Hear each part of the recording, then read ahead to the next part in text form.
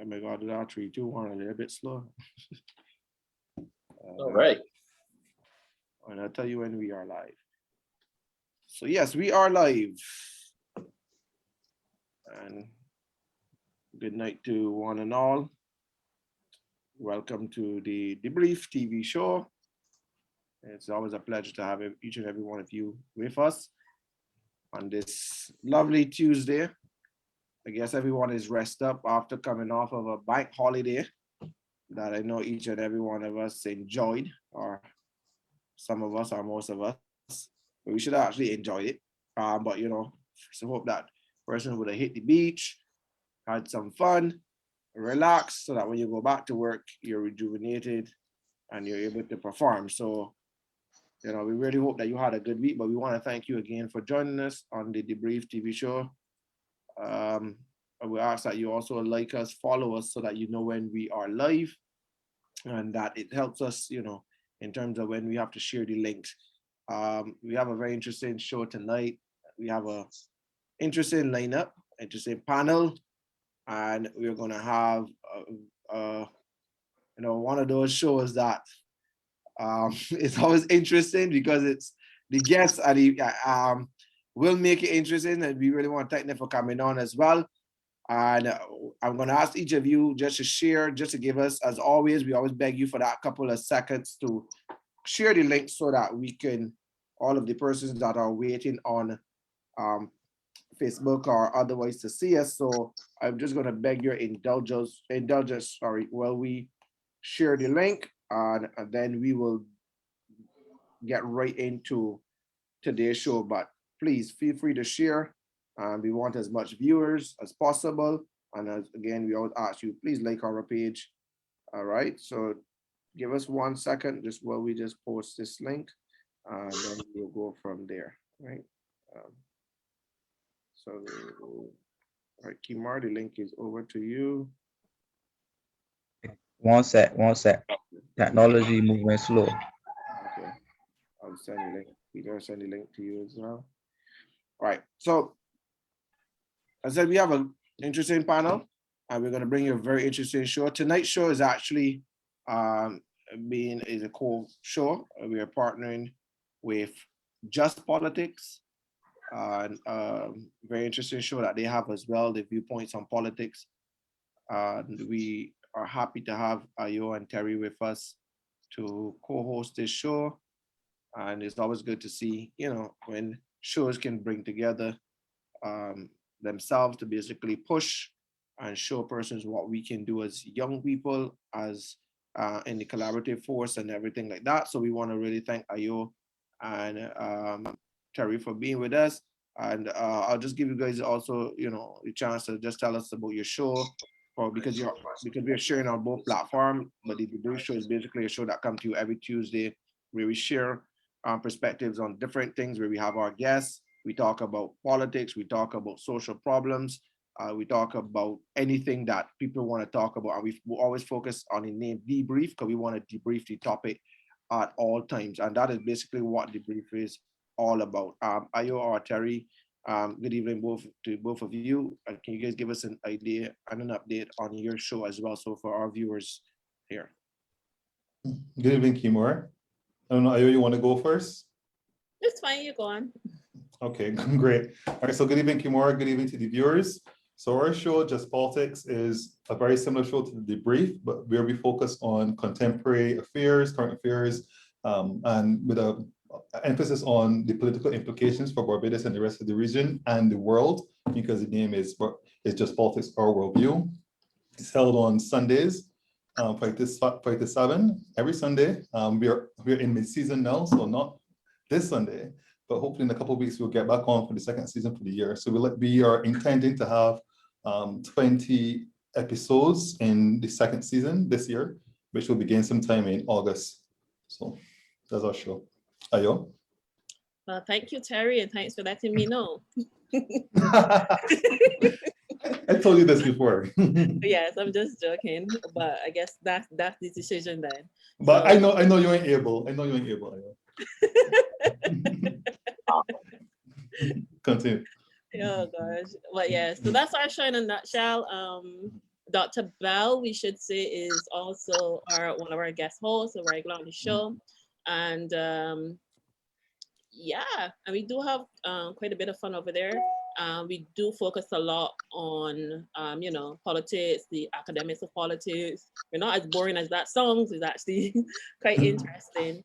And Not usually. yeah, but we do dissect the issues from the point of implications. What does it mean? How does it affect people? How does it affect economies? That type of thing. That's what we look at on Just Politics, our worldview, and you can follow us right there. Great, thank you guys. And it's our pleasure to co-host with you guys on today show. And it's our pleasure to be here. I just let me say that. Thank you so much for Yes. the invitation. Yeah, thanks for the invitation. And congrats on the anniversary of your Yes, show. congrats on that anniversary. Is it your anniversary or was it the Barbados Little Party's anniversary that you were celebrating? I think it's the Barbados Labour Party's anniversary. We're celebrating. No, we're celebrating that then. Yeah, celebrating that. We're discussing that. I thought you guys were also celebrating the anniversary of your show.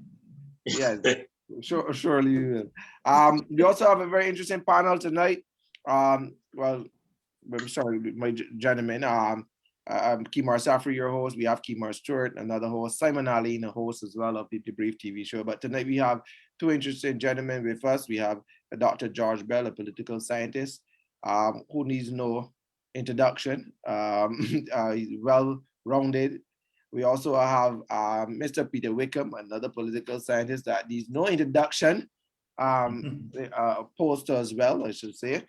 And we are going to have a very robust conversation tonight. We're going to focus on the whole thing of the third anniversary of the Barbados Labour Party as a government, and what do we see, what are we looking for, and we're going to ask you to take part in it, have discussion. We're open into the comments. For any comments, any feedback from you guys as well on the panel. We want to hear from sorry, somebody saying they're not hearing me well. Right, sorry. And that is out there that want to give comments. I hope this is better. Francis, I hope this is better. You can hear me much better. So we're going to open up. I want to say good night to everyone. Good night, Dr. George, and good night, Simon. Sorry, Simon, I never said good night to you. Good night, Peter. So Dr. George, good night. Thank you for being here on the show. Just want to open. Good night, glad to be here. Okay. Peter, good night to you as well. Thank you for being on the show. So let's jump into the whole DeBrief Just Politics night. Kemar, Stuart, the student of politics. Let's go. Yes, good night, everyone. Thank you again for tuning in. As we would have been introduced to our co-hosts and our guests this evening, we're touching on the Barbados Labour Party's 3-year anniversary in government. As we saw, yes, on Sunday, they had the Stand Home political rally where a good chunk of the ministers would have given their progress report. You would have seen the highs, you would have seen the lows, you would have heard the Prime Minister. And after 3 years, there's a difference of opinion in some quarters. Some people endorsing the progress that the government would have made. You have obviously the dissenters at the moment. We have some hot topics going on right now in the country, in particularly the crime issue. And we have a great conversation going on around crime in Barbados, given that we would have had the death of one of our police officers. But notwithstanding that, and we are very sorry to hear something like that would have happened, but constantly there would have been an ongoing conversation as it relates to crime, and persons would have been asking for the officials to address the issue. So now we are here, and that can be one of the first topics that we touch on in terms of the Barbados Labour Party's reign and their handle on crime throughout the 3-year administration. If the crime management strategy has been effective, if the management of the police force have been effective, if there was great investment into resources into helping the police fight crime, is the bringing the Doreen Doughty as a consultant to the Attorney General's office on crime was that effective, and a whole host of issues. So I will open the floor to anyone who wants to get the ball rolling as it relates to the crime and the crime management strategy for the BLP during the last 3 years.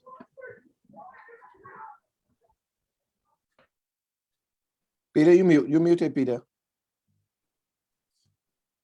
Yeah, I get the ball rolling and well, use that as a basis to invite comments on what I say.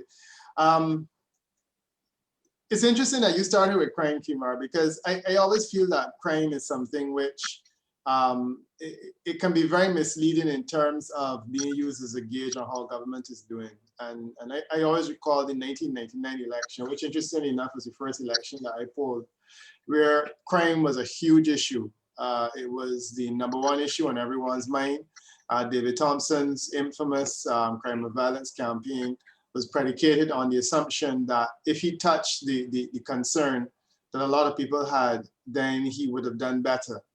The fact that he did so badly, in a sense, it proved the theory that people don't associate crime with the performance of any one particular government. And I think it is a dangerous assumption to make that because we have a problem with crime, it means that government is doing something badly.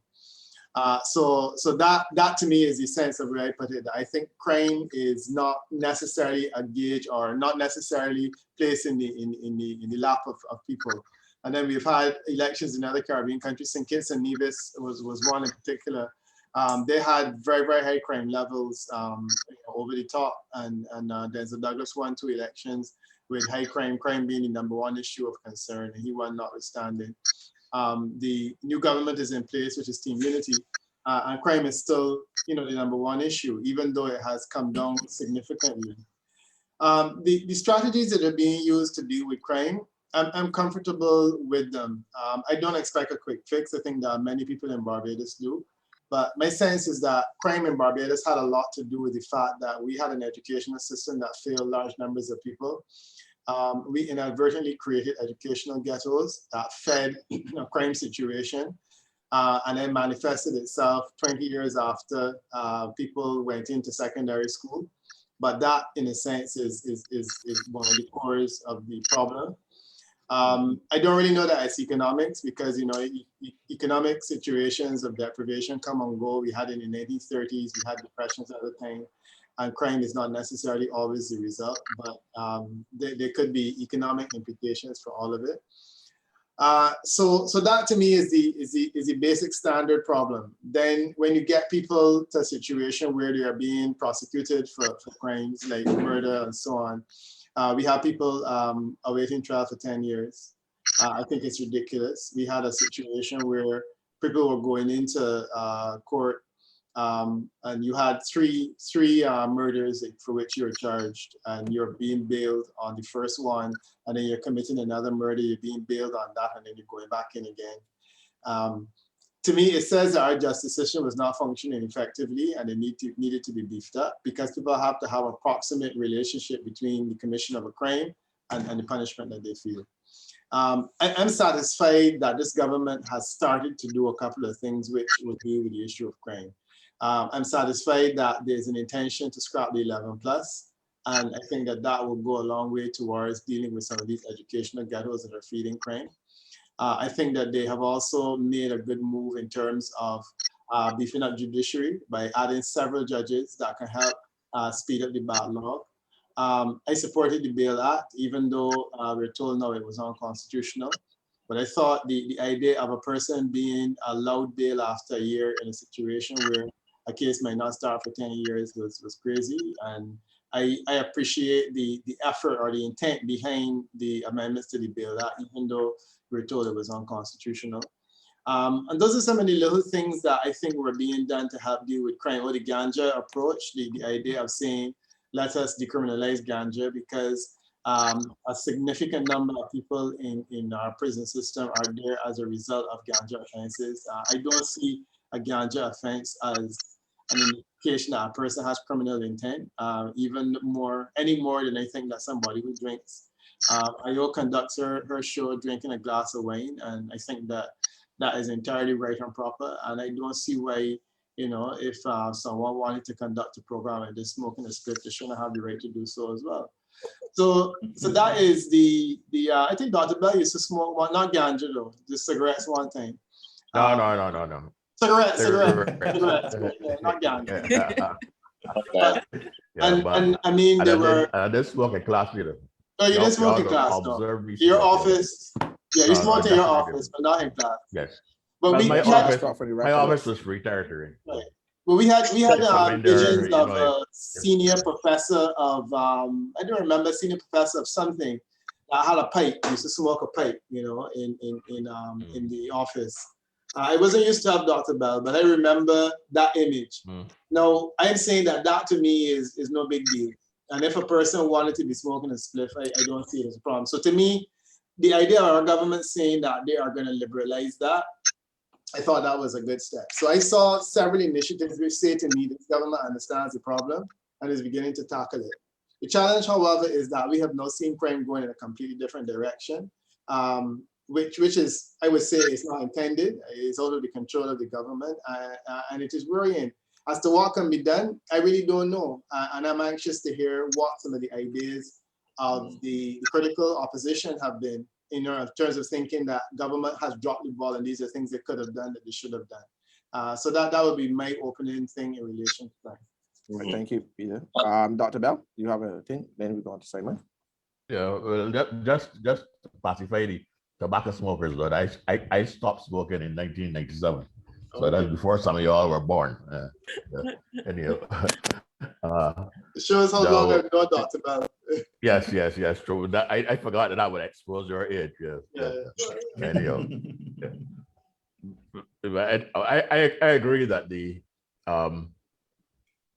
crime doesn't really affect one regime. That it is a persistent feature that transcends regimes. But the problem is that I think that in all cases it is corrosive, so that there are other things that will help to bring down the legitimacy of a government. And if you have crime at a level that it concerns the electorate, the populace, then it is going to exacerbate the effect of the things that might be undermining the government over time.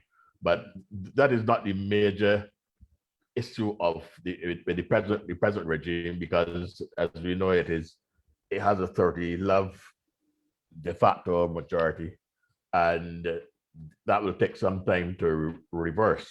But I do believe that better attention has to be paid to the crime issue. The problem is that if you are not an expert on that area, then people will look at your comments with a bit of caution, or the professionals would.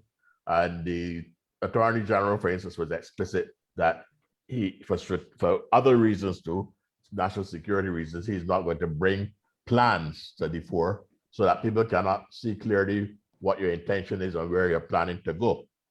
The other thing that is going to, in a sense, hamstring the Barbados Labour Party is that during the Democratic Labour Party's regime, they criticized the policy that was attempted to be introduced of controlling certain areas and intervening in a sense almost like a state of emergency. And that is a tactic that is, of course, be used in Jamaica. And Jamaica is not a very good example, but Jamaica is also Barbados multiplied many times over. So I would use a micro example of what such an intervention could mean. And I would use the Mona campus. For a good period after the 1960s, well, from let's say the 1970s, because I got there in the last year of the 1960s.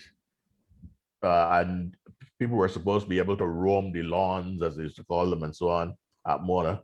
And then gradually, over the years at Mona, the Mona campus lost control of its main playing ground.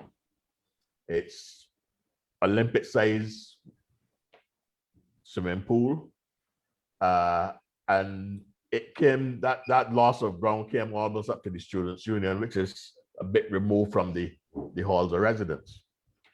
And what encroached was the area that came to be called Angola, which was the area beyond the fence of the Mona campus, and a lot of gang warfare was starting to develop, and they started to penetrate into the university itself. Now I noticed that in the last, let's say, 10 years or more, that it probably is 20 years, no, it might be, let's say about 15 years. I think it's probably longer than that though, but the university took a position to increase its presence in that area. And the way it did it was to send halls of residence down into the area of the playing fields and into the more extreme areas of the Mona campus. It's a very big campus. And to do that, they had to put people there, and you also had to put security there.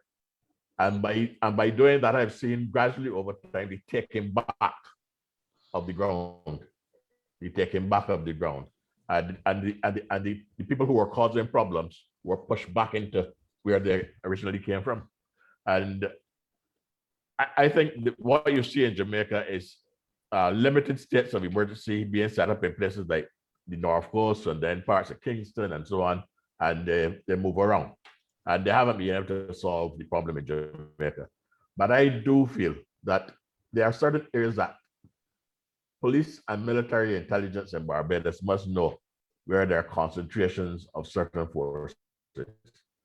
And one of the things that will assist in the control of crime is if you can disrupt the organization of the people that are organizing crime. And we saw how the curfews did that. So it's not an accident that when the curfew was withdrawn, which is nothing to do with crime, it's to do with COVID, that the crime has come back up. Because what the curfew was doing was actually intervening and disrupting the organization. And I cannot see why military men and policemen and so on don't know that. I don't think that the Muslims can understand that. What they would have to do is to get over the political embarrassment of saying that we're going to have to use a tactic that we criticize the potential of that tactic to be used by the former regime. But we have to come to the point that if you could reach a stage where a policeman was assassinated last weekend, that something different has to be seen by the population, seen by criminal elements, and seen by the military and police forces themselves. And it has to be a combination between the military and the police as well, and intervene at that kind of level. So I think that there's a need for operational intervention of a different type. And then the politicians have to be able to tell Barbadians that we had to do this. It's not anything that's going to get extended. They can get criticism on that these rights and things are being taken away. You must make sure that the rights are not taken away. That is, you can probably set up a military camp for 6 weeks in a particular area, and then it's withdrawn. If you go more extreme than that, you would set up you would have a state of emergency in a particular area that is a very bad ground, and then it is withdrawn. It can't be there forever.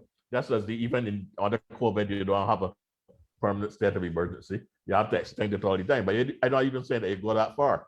But something like that, which will be much more dramatic and much more showing much greater intent and purpose, focus, and results. That is what I think needs to be done. Now, I am not a military man, although at one time I thought I would be, and I'm not a policeman. So, I think that kind of thinking, I think I do have that kind of thinking in my head, though. I do think that that was part of one of the aptitudes that I have. It's just I didn't work to follow it up. But anyhow, I'm saying that as a non-expert because I don't have any expertise in either the police or the military, but I do have a mind that can work in those kind of areas and say that if you want to control ground that is out of control, then you must intervene. You must intervene, make your presence known, disrupt the organization of the opposing side, and then in order not to undermine people's civil rights, you withdraw. Now that's a long treatise on a very specific part of the thing. So I will rest it at that point for now. Dr. Belle, I noticed that you made some very interesting points, right? I noticed that they were very solutions oriented, but I think the challenge for Barbadians right now is that if you measure the performance of the Attorney General by the same measuring stick that he used to measure the previous Attorney General, then Barbados will say that he's failing on crime. Because if I can recall, he was the person that was suggesting to fire the last AG because he was incompetent, because murders was at a particular level. As you rightfully say, he criticized most of the measures that the Democratic Party seek to put in place as it relates to tackling crime. So if we are using his measuring stick for himself, quite frankly, you could say that he has failed. So I think that if we take out the political rhetoric out of it, what you are saying is fine, is okay, right? But But I want to be political rhetoric. Mhm. Because the political rhetoric is a part of the issue. The politicians will criticize each other in relation to what policy seems to be failing. Or for But we made the initial point that it transcends regimes, and therefore, in a sense, the political points, the political rhetoric is a fiction. There's no truth in that, and therefore, what that is just scoring blows and scoring points. So what you need to go is that you need to get past the political embarrassment of having criticized something so explicitly and now having to probably do the same thing. And the Barbados, the party has retreated in another area in relation to that, so that it won't be it's exactly something unique for it to do that, and it's not unique to political parties either. It isn't the best kind of politics, but it's very real politics. Right. And so I would say that you call it for his resignation and for him calling for the other fellow's resignation. That is what they always do. I don't know why they do it all the same, but that is what they always do. They always call for each other's resignation. That is natural because you're really calling for the opposing party's resignation as the government, and in order that you may become the government. So that is a part of the exchange in a democratic system. And I feel too, like, I understand the appeal, really, for the appeal is not the right word, but I understand the Democratic Labour Party using that a lot, and calling for the AG's head based on his response on the when when they were in power and calling for their AG. And so I understand that is politics at play. But for me, the greater issue is how are we looking at the whole crime issue, and how are we dealing with it? Do you understand where I'm coming from? I mean, social scientists will tell you that crime is a social issue, right? And it has been a perennial one in Barbados for the last few decades. Basically, I think Peter was saying so earlier. And as with all other ministries, the Attorney General is basically responsible for setting policy. Do you understand where I'm coming from? And it is kind of unfortunate, really, that people would hold the AG personally responsible for things like people shooting each other and so forth. So the comments and stuff that I've been seeing on social, and I'm not defending the AG, I'm just stating, how I feel about the whole thing. Some of the comments and stuff that I've been seeing, they've been kind of unfortunate and like kind of unfair, because attorney generals do not police, right? So basically, people making those type of comments will have to say how the AG has fallen short. But I understand, I understand that right now, people want somebody to blame. They want somebody to be held responsible for the crime spree, if you can call it that, because it's basically we're being held hostage by the situation. But as far as I'm concerned, it takes an entire judicial system to deal with crime. We're talking about police, we're talking about the judiciary, we're talking about the executive, we're talking about a whole machinery. When the Barbados Labour Party came into power, at the time they reported that there were over 1,000, I think, or 1,000 and more cases backlogged in the High Court. And these crimes were criminal cases. So rapes and murders and robberies and so forth, and those violent crimes. At the time, there were just 2 High Court judges basically to be through them. I think you guys will remember that. I think Peter alluded to it earlier. So what that meant that people were in prison you know, they were getting out on bail for these crimes because, you know, due to human rights concerns where people were remanded for excessive periods of times and so forth. And we understand that people do have rights. So the Barbados Labour Party, I think at the time they increased the number of High Court judges from 2 to about 5 to help to get rid of that backlog. And I think at the time they even increased the number of lawyers in the DPP's office to help to push it. I saw some reports, where Justice Graves in the last quarter of 2020 alone, we did through some 40-something gun trials. 40-something gun trials. And if you cast the mind back to that period, early this year, quite a large number of sexual cases were also being worked on. We saw a whole set of them coming out and being dealt with in the press, reporting on it, being dealt with in the court. So, I mean, who do we blame for the backlog of nearly 10 to 15 years, which resulted in gunmen back on the streets to gun down more people? The guy who shot somebody at Sheraton, he was out on bail. There was some other guy who shot somebody else. He was out on bail. But are you, Right? So let me just continue. So the government actually made it a policy that people arrested on gun charges were to face a mandatory 2 years on remand before they could be considered for bail. Basically to keep them off the street, give the court system a chance to get through the backlog, to basically get them into trials, you know, within some sensible time frame. But this, as Peter said earlier, was ruled to be unconstitutional by the Supreme Court. I guess it's now up to the policymakers to appeal that move. And if you ask me, I think that they will have good grounds to stand on. I mean, look at what's happening now. And if we look back at 2018 and 2019, the government, after the Commissioner of Police indicated that weapons were coming through the port, what they did was to increase the number of scanners at the port to stop the flow.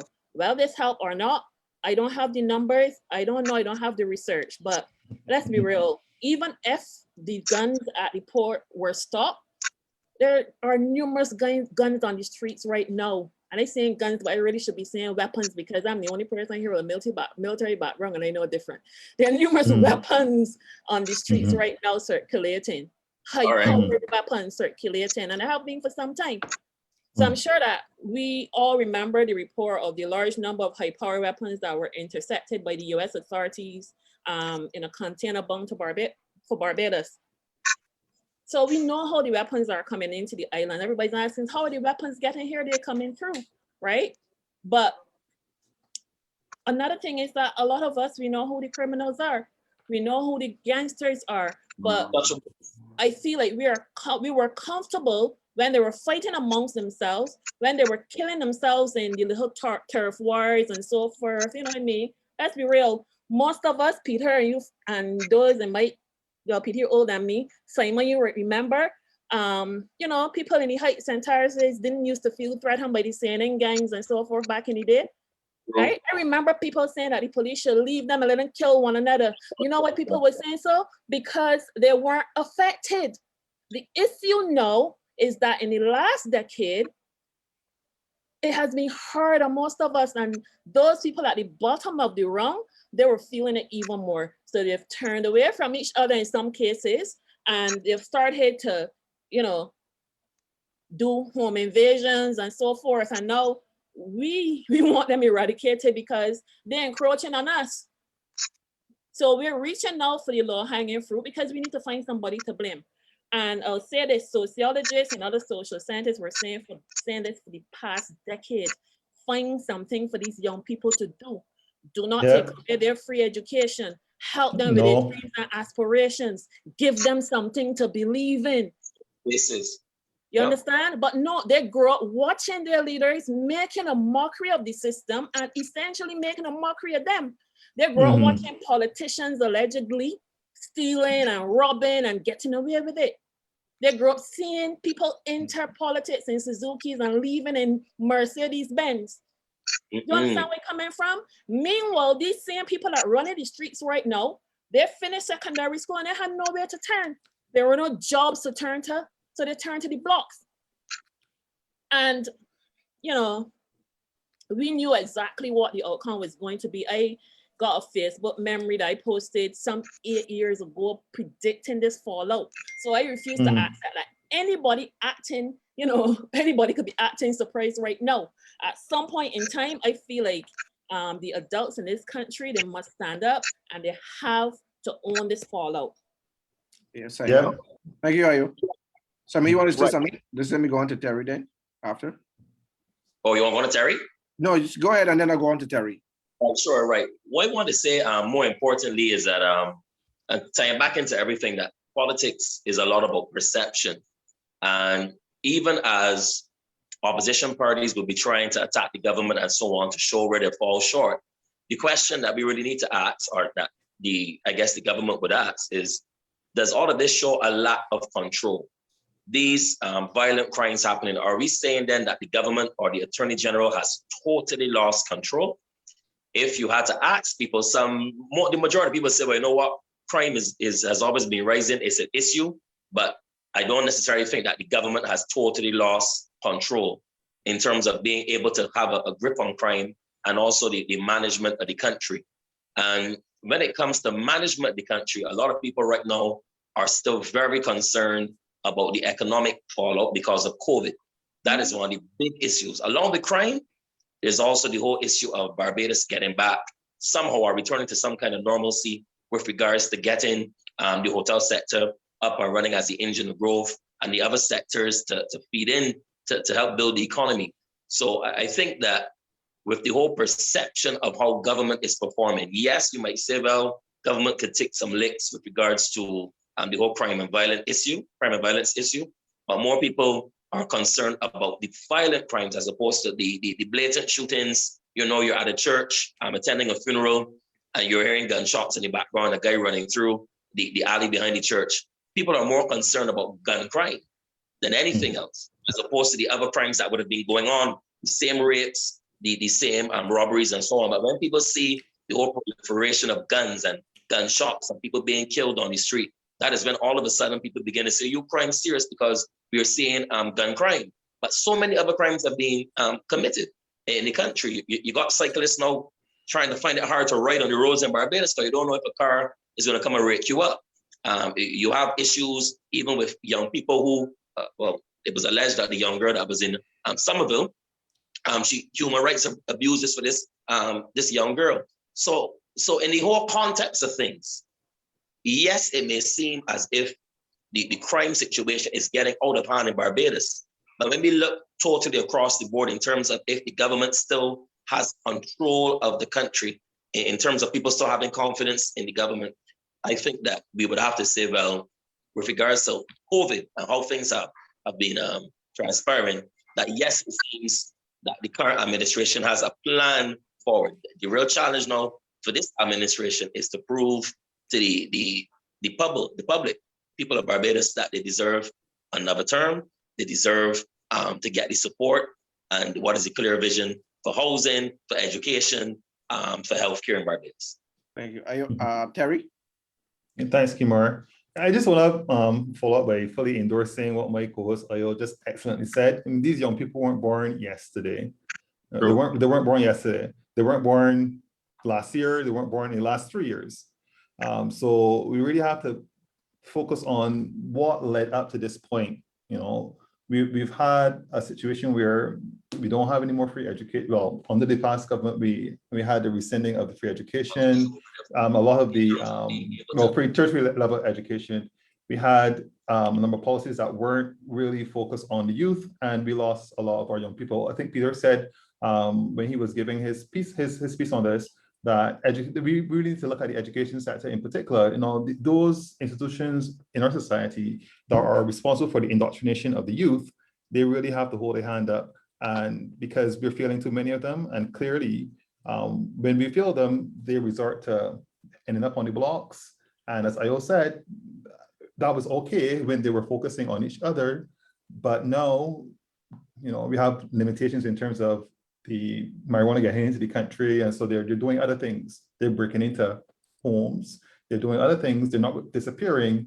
And this is where the society now is, and where the society, why individuals in society now are not really concerned about it. But these people were always there. They were always suffering, and we need to do something about it. And with the ones that are adults now, we need to find some way of arresting the situation with them, and also addressing the bigger issue, which is the education issue and the indoctrination of our youth, having them not go down this path, whether it be ensuring that they have the inculcation of the value system that we want, whether these be civic values or whatever values that we are thinking about, and also having them also leave school with some means of earning a living, whether it be academic qualification or non-academic qualification, some form of qualification that will allow them to make give them a fair chance in a society like ours. So that's my piece on this. When the persons talk about the whole crime, the government have put a number of things in place. I think at one time looking at, well, as of recent, rebranding and renaming the youth advanced score, which would have obviously helped to give a number of young persons things to do. They also moved the number from, I think 80 enrollment to probably 300 enrollment over a 6 weeks course. So I think the government would have tried an attempt to do stuff to curb the young people from block life, from getting in trouble, from being to obviously having skills for when they go into the world of work. And my thing is, obviously, when we look at crime, is that it is not just a police thing, it's not just an AG thing, but it's also what are we doing for our youth, what are we doing for our children as parents? Because when the number is given, you find that the rate of persons committing crimes are very young, and the persons that they are taking out or murdering is also young people. So at the end of the day, I think it also calls for us as adults, as parents, to play a greater role in our children's life and try to take back our children from these block life or from the ghetto life or the belief that they have to have guns to be able to solve issues or whatever. So I oftentimes look at people and say they blame parties and they blame police and they blame everybody, but also what have you done? I find that oftentimes at funerals, we like to sing the praises of the child and how good he or she was, but not telling the truth that, well, that child was alive. That child was a little demon to people, was terrorizing the whole neighborhood. Clearly, with terrorizing the whole neighborhood, was having people running about. And so you get up there, you sing the best. He was a good child because yes, when you call it the good, or he or she the goody shop, then this come a goody shop.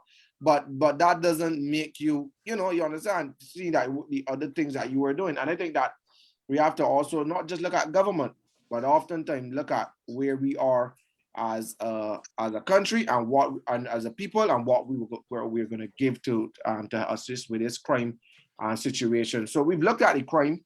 And we, based on all all of our guests, and again, we are sharing our platform today with Just Politics Worldview. We will let you to like their page, like our page, DeBrief, follow us so that we can and share the link so other people can join. But if we could, since that we've given such good inputs on the whole crime situation and we understand where that is, in terms of the government. In terms of where they are, in terms of projects as it relates to moving the country forward. We've gotten the report yesterday from the Minister of Housing. We've also got, I don't know who would have watched them. We've gotten the Ministry of Education. We've seen Ian Gooded Edgell. I think he's in maintenance. Sorry if I don't call the full works. We've also got from Minister Jeffrey Bostick, from Indoor Weir, Minister of Agriculture. So we got a number of persons that gave their views yesterday. What are you guys' views? And then we'll bring back in Peter and then Dr. Belle in terms of projects that you're seeing that are pushing the country forward, even though we are in a tight situation of COVID and obviously not having the money that we would need to play with and the flexibility. What are your thoughts about the projects? Have you watched yesterday's report on the government? What are your thoughts?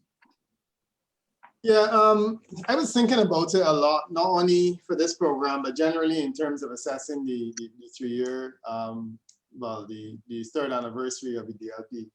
And I think that as we approach this anniversary, the one major problem, as I see, and this is based on what people tell me on the calling programs, is that the Barbados Labour Party has not delivered on water. That was one of the major issues before the election, and I would say that it really now represents the Achilles heel of the Barbados Labour Party. The issue has probably grown, so we are probably more indebted than we were before, but largely because everybody else is no more indebted, relatively speaking, our debt to GDP thing, and I mean, this is probably something that Terry would be able to speak to better. But our debt to GDP reality is less alarming, largely because everybody's is just as alarming as ours. But arguably, the economic situation is to some extent under control with the IMF assistance. I think things like garbage and sewage are under control. I mean, people hardly even complain about them. We've made major strides in terms of buses, and I say we as a nation, not BLP. You know, with the provision of air-conditioned buses. And I was speaking to someone in St. John who was telling me that there was a time that they would say, well, will you catch one of the too many buses that run up in there? And now they have a choice of air-conditioned buses and deciding whether they want to go on one or the other because they have greater comfort and that type of thing. So they're doing well there, but the question of the regulation of the PSVs in some areas like Silver Sands and so on is a huge problem. The level of indiscipline continues to be a problem. And I feel it will get worse because what has happened really is that no government is competing with them so fiercely that it's difficult for them to rise to the level of what government does with these air-conditioned electric buses. So government is up the ante on them in a real way, and it will make it harder for them to make a living. And of course, as people struggle, the indiscipline will become greater in terms of the few passengers that they're there to collect. So those to me are the key issues. I guess roads will always be a problem, but I think the roads are better now. And as far as projects to take Barbados forward, excuse me, I always assume that Barbados's economic development has to be hinged largely to construction. We need major construction projects, and of course, a lot of them were stalled because of COVID.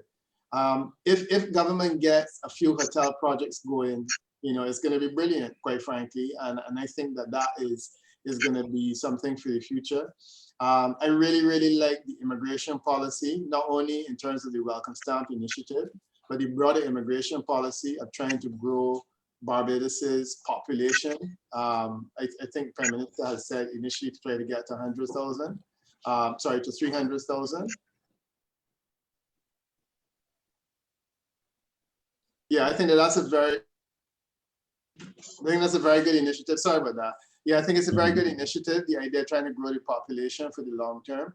So I'm excited about those kinds of initiatives. And I think that it's difficult not to say that this government has made a good effort to resolve some of these troubling issues.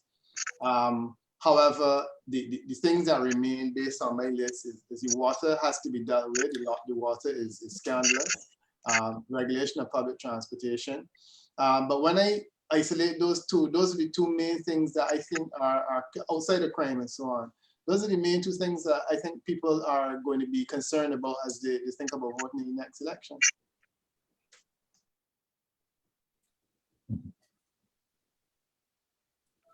Saffrey muted.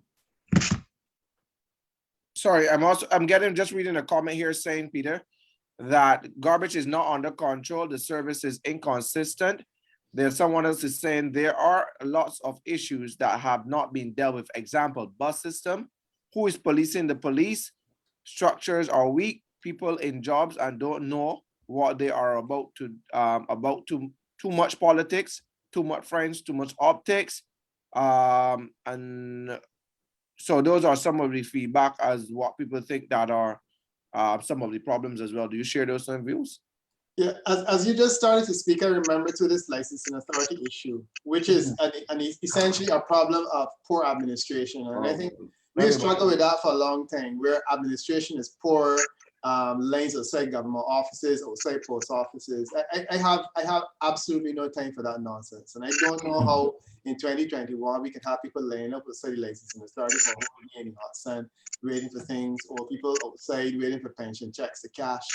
Government has to crack the whip in relation to administration and slow administration. But again, I think that they have made some huge steps. You can get your passport now delivered to your home, and that's significant. I think that there's greater ability. I paid a lot of my fees online and not even being in Barbados. So, but that's another area too. And I think that the person who was WhatsApping is probably correct. That that is another. There are some issues of administration that are niggling that need to be dealt with. Yeah. But Okay. I think to the government's credit to some degree would be the whole move towards the digitization within the public sector. I think it's Minister McConney would have been doing that whole thrust where you can pay things online and so on. And there's a heavy discussion about the utility of the driver's license. Because the driver's license have the magnetic strip and so on. I think they were trying to explore how, for the future, they can actually use the driver's license as a real serious form of identification, and also to have some of your personal information on it. That might be a couple of years off, but it's still good to know that these lovely looking ID cards, well, driver's license that we have with the magnetic strip would serve more than just the purpose of, having to go out by licensing authority to get the picture changed, but actually have some utility to it. Right. So I think, and just going off of what Peter would have said, right now we're on the IMF program and opportunities becoming very scarce. Peter raised the points about being in debt. I think that we have a big problem that we don't want to recognize, especially as it relates to our debt profile. If you could recall, the debt to the GDP ratio came down because of debt restructuring and people were feeling the pinch from that. So on top of that, then comes COVID. And then you had an issue where we had to go and borrow money from the IMF and the Latin American Development Bank, which was over $1.2 billion. Now tourism is gone and we need to find a way to be able to repay the money that we would have borrowed in foreign currency, right? And if we don't be careful, we're going to end up in a situation where Barbados has to be constantly borrowing from the IMF to repay international debts. And we can't do what we did locally in terms of that restructuring with the international creditors. So I think that we have to pay very careful attention to the situation that we are in, especially as it relates to the IMF. When we look further to things like agriculture, I think the government dropped the ball, especially in agriculture. In a situation where we still have large import bills, importing food and like, I think they made some leeway as it relates to agricultural outlook, but there's still massive chunks of land across Barbados, especially plantation lands and like that were promised to persons to work, but still the people still didn't get them, right? In the blue economy, I have no problem with the particular minister, but if we be real, what I've seen is just that the minister been repairing fish markets, which was something done under the previous Ministry of Agriculture. So I think that the blue economy is actually a waste and it could be joined on to something else, which leads me to my point. Do we still need such a large cabinet after 3 years? I'm not going in for this many hands like work thing anymore. I think that's garbage and it needs to be out the window now. And some serious decisions need to be made to the effectiveness of the cabinet, because if we be real, Barbadians are suffering. The people feeling the squeeze, and you cannot continue to pay persons such high levels of still burning all of these consultants, and the government is not cutting in anywhere at the highest levels, but is sending home people losing their jobs. You got a massive chunk of people in the country not working, right? And people still saying that they're still not getting help from MPs. They're still not seeing MPs, some MPs who are ministers. So the conversation needs to be had about what it says in cabinet, and the conversation needs to be had about how we're going to get back all of these people to work, because the projects with the hotels and like they're coming on stream, they're still stalled up, and people starting to suffer. And I think that has a correlation back to the crime as well. And then if you, on top of that, then you start to see people try to enter illegal activity, which could involve, they ain't gonna be marijuana no more, but selling harder drugs, and they get trading guns and getting into other activity to try to get money to survive. So I think those are some issues that we need to look at. Well, let me get you in before I know. I saw the message, so let me get you in, and then they go to Dr. Belle. Yeah, I want to focus on one thing, and then I want to invite Terry to speak on it because it's something that we discuss amongst ourselves from time to time. The whole issue of governments and debt, and he has a very interesting take on that. Terry, sorry for putting you on the spot on this, but the whole discussions about whether countries can be in debt and what does that mean, and you know, that type of thing. I really want you to talk on that if you don't mind. Well, so in our discussion, we were focusing on, say, a country like the United States, right? Where for them, the fact that they have this perennial deficit, I mean, America's been running the deficits forever, the fiscal deficit forever. It's not such a big deal for them. They have a currency that everybody wants, you know, it's a reserve currency. And so for them, they could afford to run these perennial deficits. A country like Barbados is not in the same situation. So that was kind of the point I was making. So in America's case, they could focus on just trying to keep inflation down. So trying to keep down inflation and trying at the same time to manage their unemployment level. So they can run a deficit and target keeping inflation low. In the case of Barbados, if we run these deficits forever, because basically, you know, 70 cents in every dollar that is spent in Barbados ends up going out in foreign exchange, we could have an issue with the reserves. So that was the point I was making to you. So I was not saying that Barbados should not be more prudent. I understand. Yeah. So we really should be prudent. Whether we need to balance the budget is another question. But there's this theory called MM theory, right? So it's modern monetary theory that suggests that, you know, the whole idea of balancing these budgets is not really what you should be doing, particularly have a currency that is sovereign, right? That's sought after by people outside of your country in particular, and also in the case where you are issuing your debt, when the lion's share of your debt is issued in your own currency. So if that's the case, then of course you can print your currency to repay your debt. In the case of Barbados, we borrow external. So a lot of the debt that we have is in a currency that we don't print. So that's a part of our problem. Yeah, where I agree with Kemar is on the whole issue of really having to find employment for a lot of people who are unemployed, having to get them off the streets, off the blocks, and so forth. I do agree with you on that. I think to be fair to the government, and I hear this feel as though I'm defending a government because the government needs no defense, right? But to be fair to them, we have to acknowledge the implications of COVID. We have to acknowledge what that meant or means for a number of the programs that they might or would have had planned. We have to acknowledge what are the curfews and, you know, the loss of revenue and you know, all these things, reallocating monies to different budgets or budgets to other projects, and we have to acknowledge all of this. Unfortunately, it's still the government's responsibility to turn it around. They still have to figure it out. They still have to find ways in which people can have to be looked after. One of the ministers, he runs on the slogan of people over politics. I think that this is the perfect opportunity for them to prove that they actually believe that. Somebody in the comments was talking about entrepreneurship.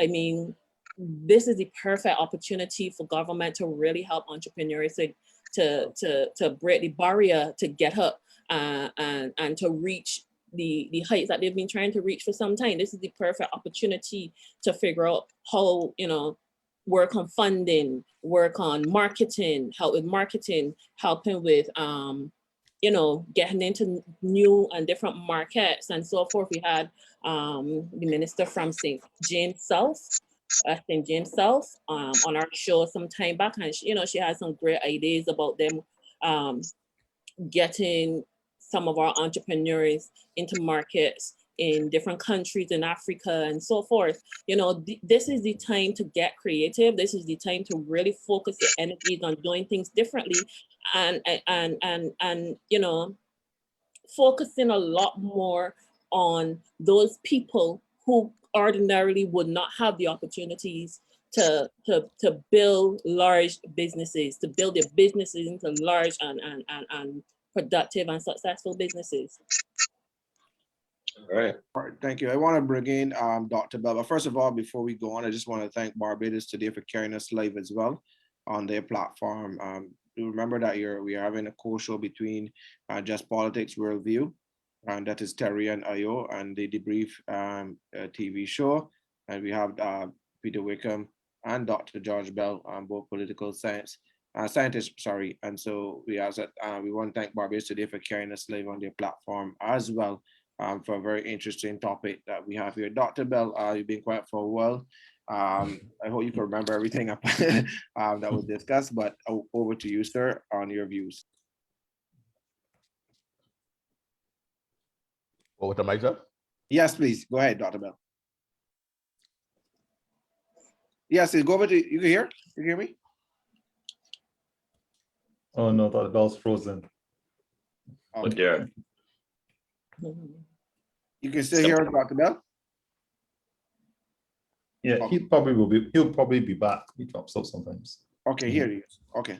Dr. Bell? I say something with regards to You're muted. Well, hold on, you're Sorry muted. about that. Go ahead, Dr. Bell. Then let me bring you in now, Simon. right. Well, Yes, Dr. Bell, over to you.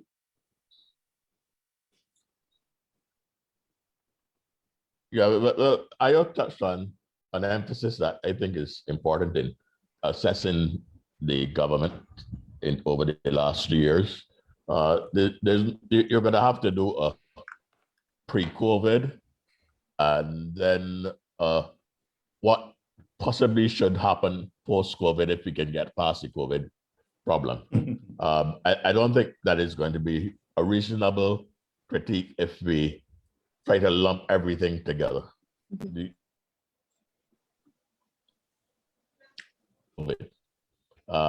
Now, at the same time, we can't absolutely excuse it as a government, because any government is open to a black swan.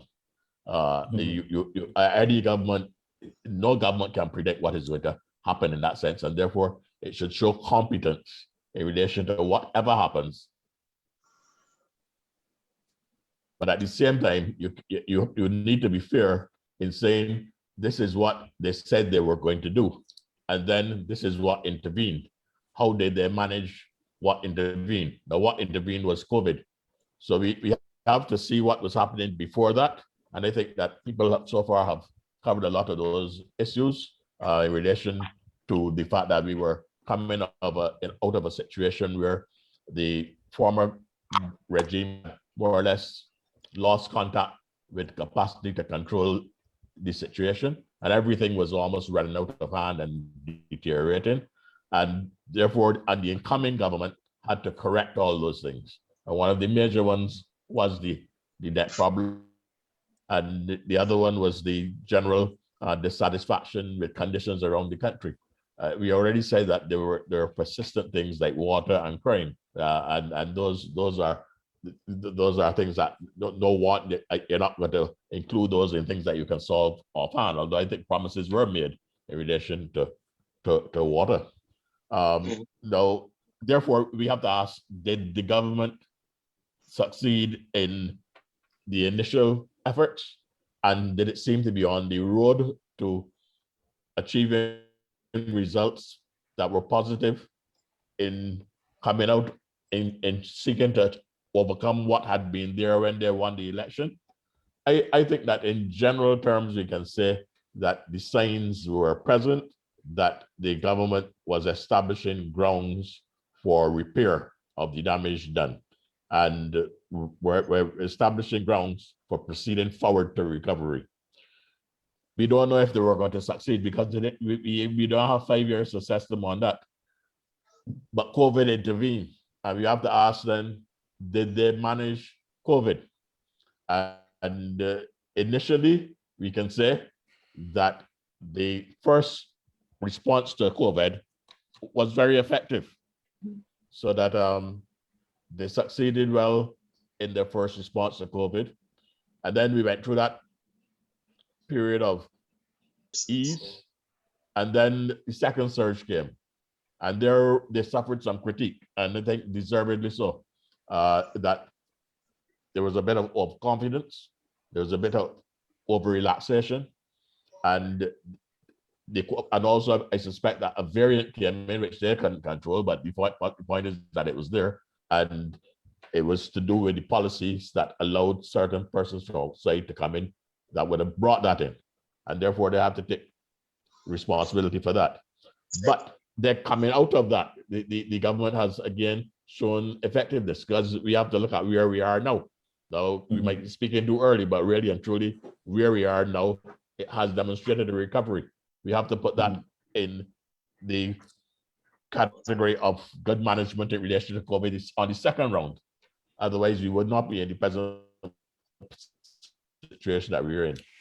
I think that the Barbados Labour Party, especially at the meeting that happened over the weekend, what they were seeking then to do was to project beyond COVID and to say, okay, this is what we have done, and look, this is what we still have ahead to do. Now, there are certain promises within those projections that people are getting concerned about. We have been hearing about certain projects from the very start. And the last government was criticized for saying that they had projects and they weren't implemented. And right now we are waiting for certain projects to be implemented too. That is going to be a critical thing to do before the next election, that they must show that these projects are being put in place. Now, some of them have started, or the big ones are the ones that we're looking at that we're supposed to get off the ground, and we're not sure about where they are. And we can only say that if you don't start to achieve on that level, that this is where you're going to get critical assessment that will be negative. And the overall point is that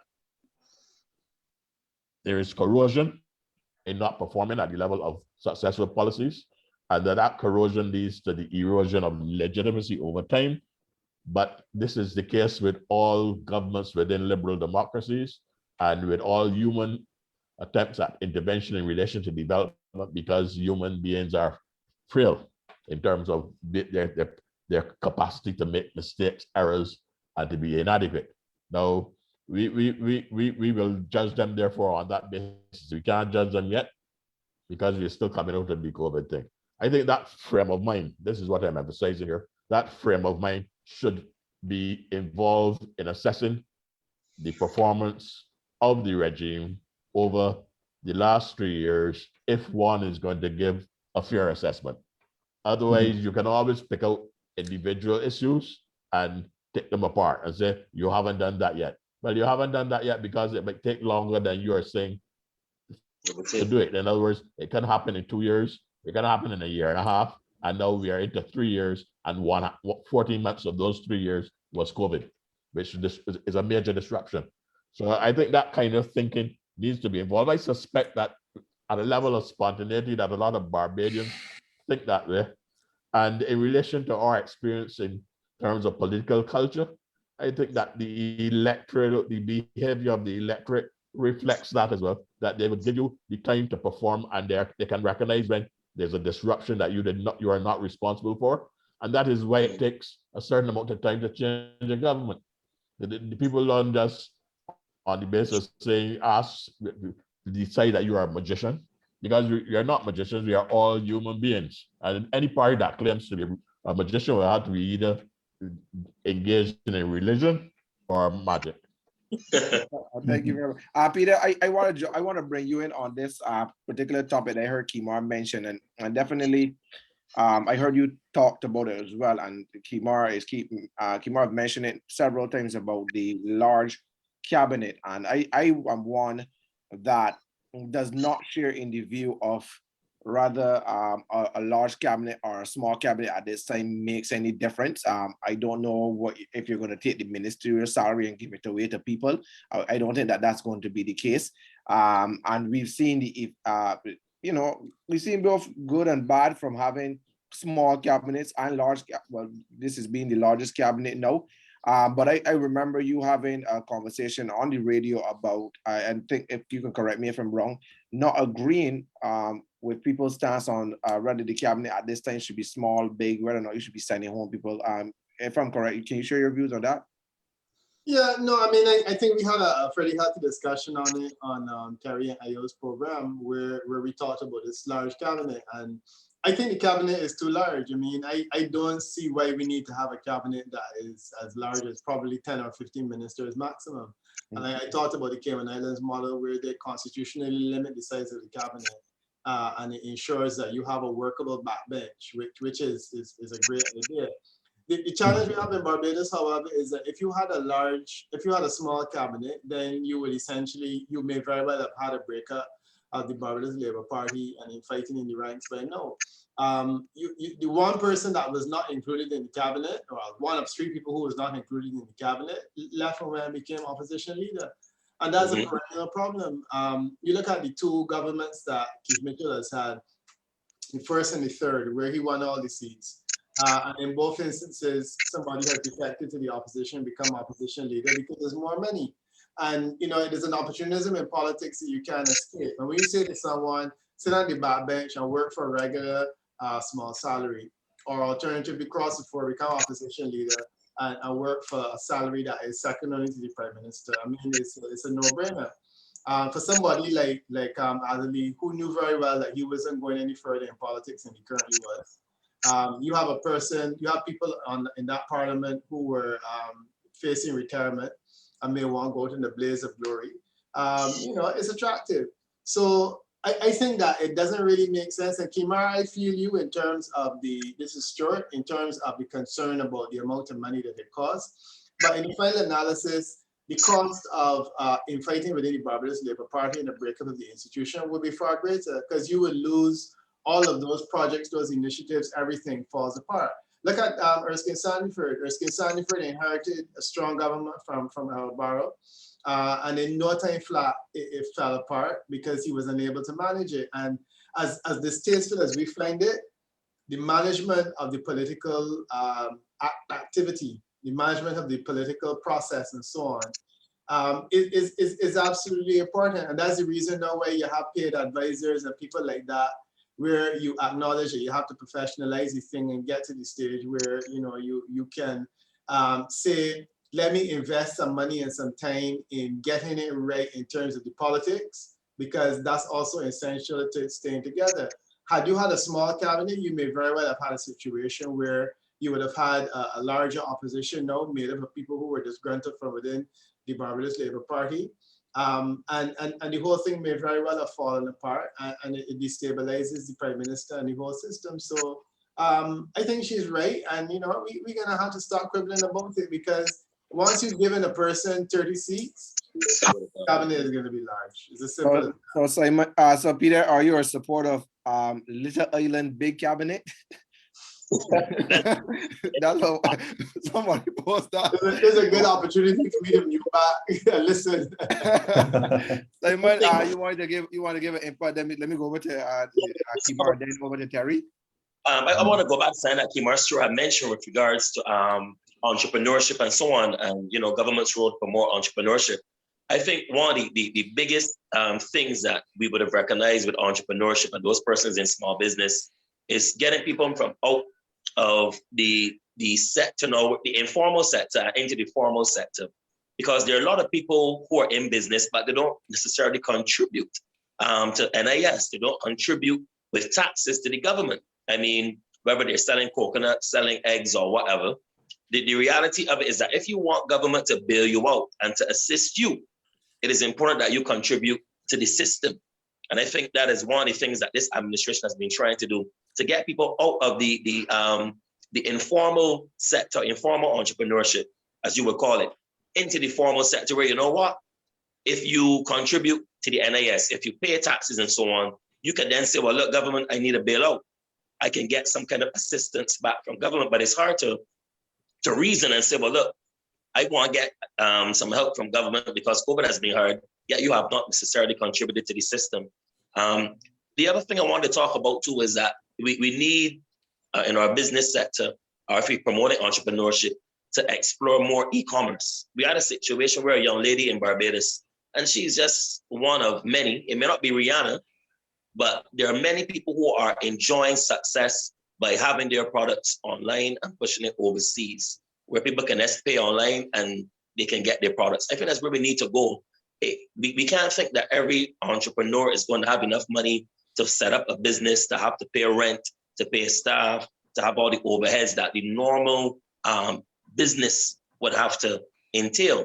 But if you have a situation where people can do that, do more e-commerce, and they're able to sell their products online, whether they're on Amazon or they have their own websites and so on, and they try to get that traffic through social media to actually buy their products. In the long run, it's going to help Barbados because anyone buying products from overseas will be paying with foreign exchange. So I think that is how we have to look at it with regards to going forward. In terms of government, I think this question really that I have is for both Peter and Dr. Belle. I think that the last election was a clear indication that people desire or people want strong leadership. And in the midst of everything that is going on politically, whether it's the opposition parties and so on, what is clear is that Barbados has at this moment a strong leader, a leader that is able to make decisions, either popular or unpopular, regardless, our prime minister makes decisions. And usually that is the voice that people want to hear. During the high time in COVID, when everything first started, people wanted to hear the prime minister. And I find that there is still this peace that people have when the prime minister comes and addresses them and allows them to understand, well, hey, look, I am with it. I am in it with you. We're going to make it out.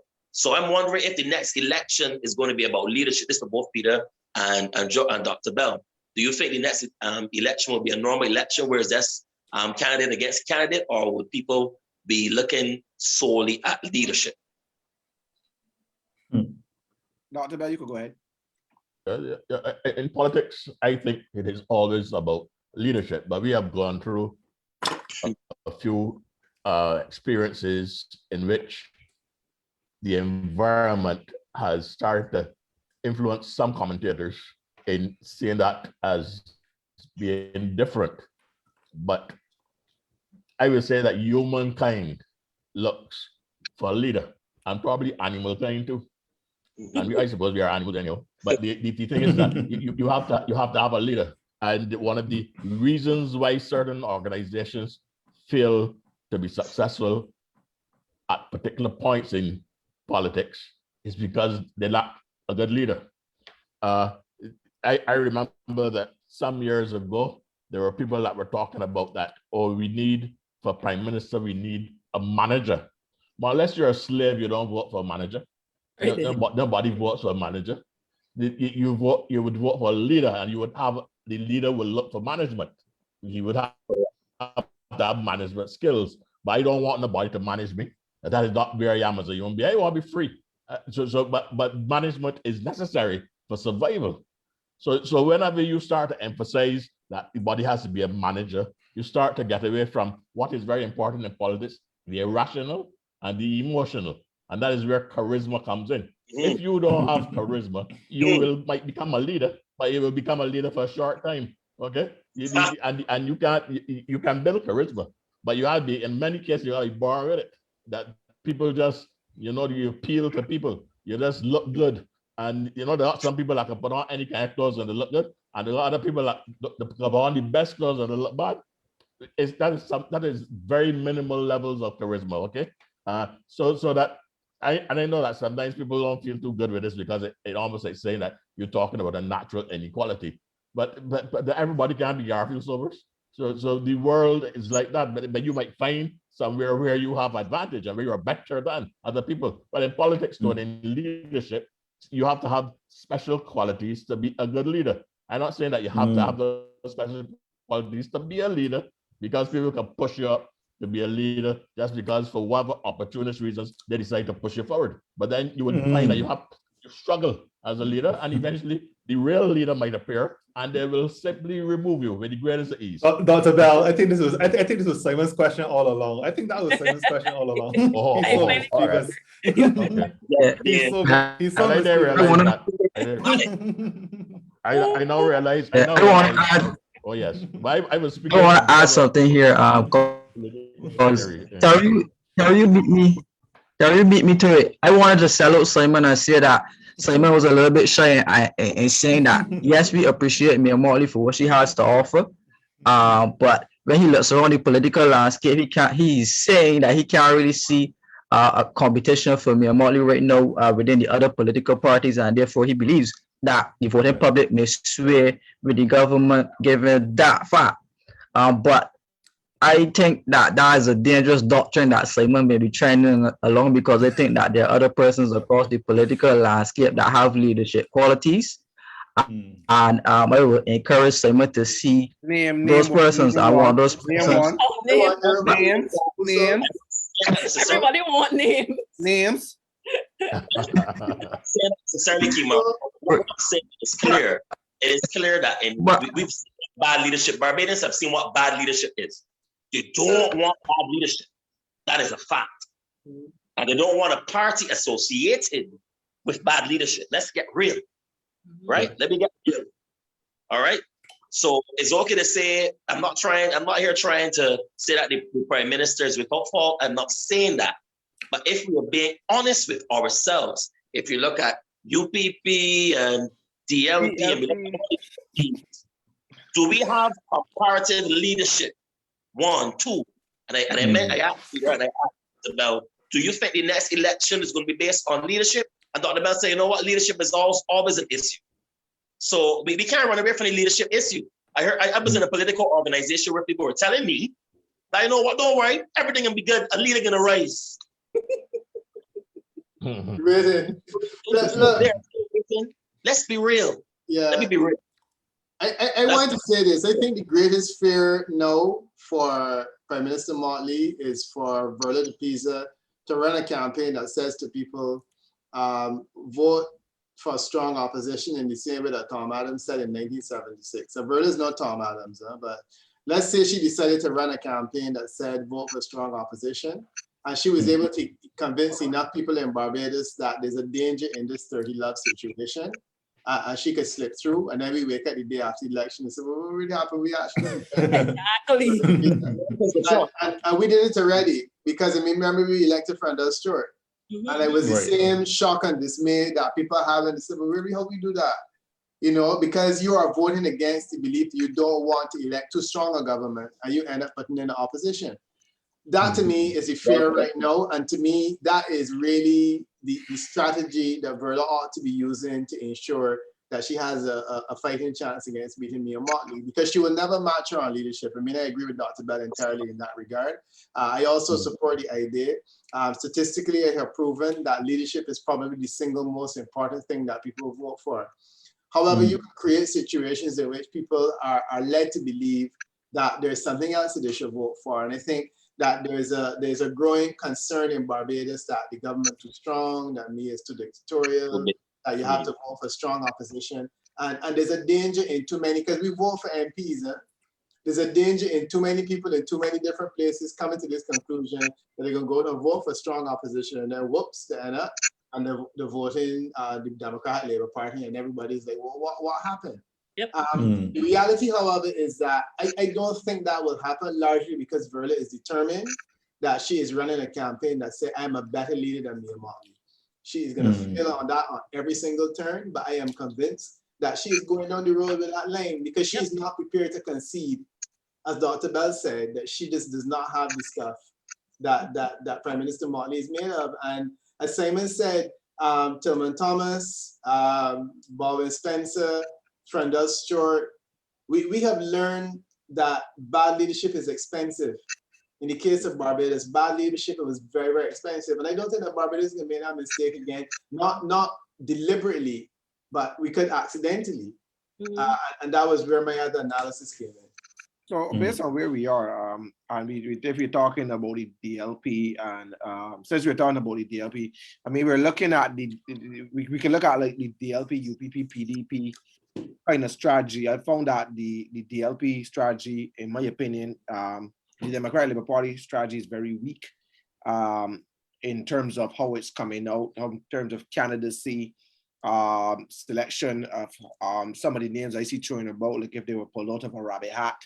UPP hasn't fielded any candidates of all. At one point, you still don't know who's leadership. PDP seems to be in a sort of dilemma for itself. People leaving the party, skipping to the next party. There was also some names that have left. I know recently it was on Facebook that even Akil Daly would have left and gone back to the Barbados Labour Party. So we are seeing more names. Simon Alleyne, a name has also left the party, famous name, have also left the Democratic Labour Party. So you're seeing more and more people leaving these other smaller parties. What do you guys think? And I'll let Ayo speak because I know she has to duck out soon. What do you think is it relates to seeing these other parties? UPP hasn't fielded any. The PDP, who is the opposition, to most people, they're obviously candidates are leaving. Paul Gibson and all of the DLP is losing candidates as well. Ayo, and maybe what is your take on seeing? Are we going to see more of these political parties? I know Lynn Royce Canterbury had a party as well. I don't know if that's going to come back up. I know BIM, that leader is now a pastor or apostle rather in another country. Do you think that we are going to see more?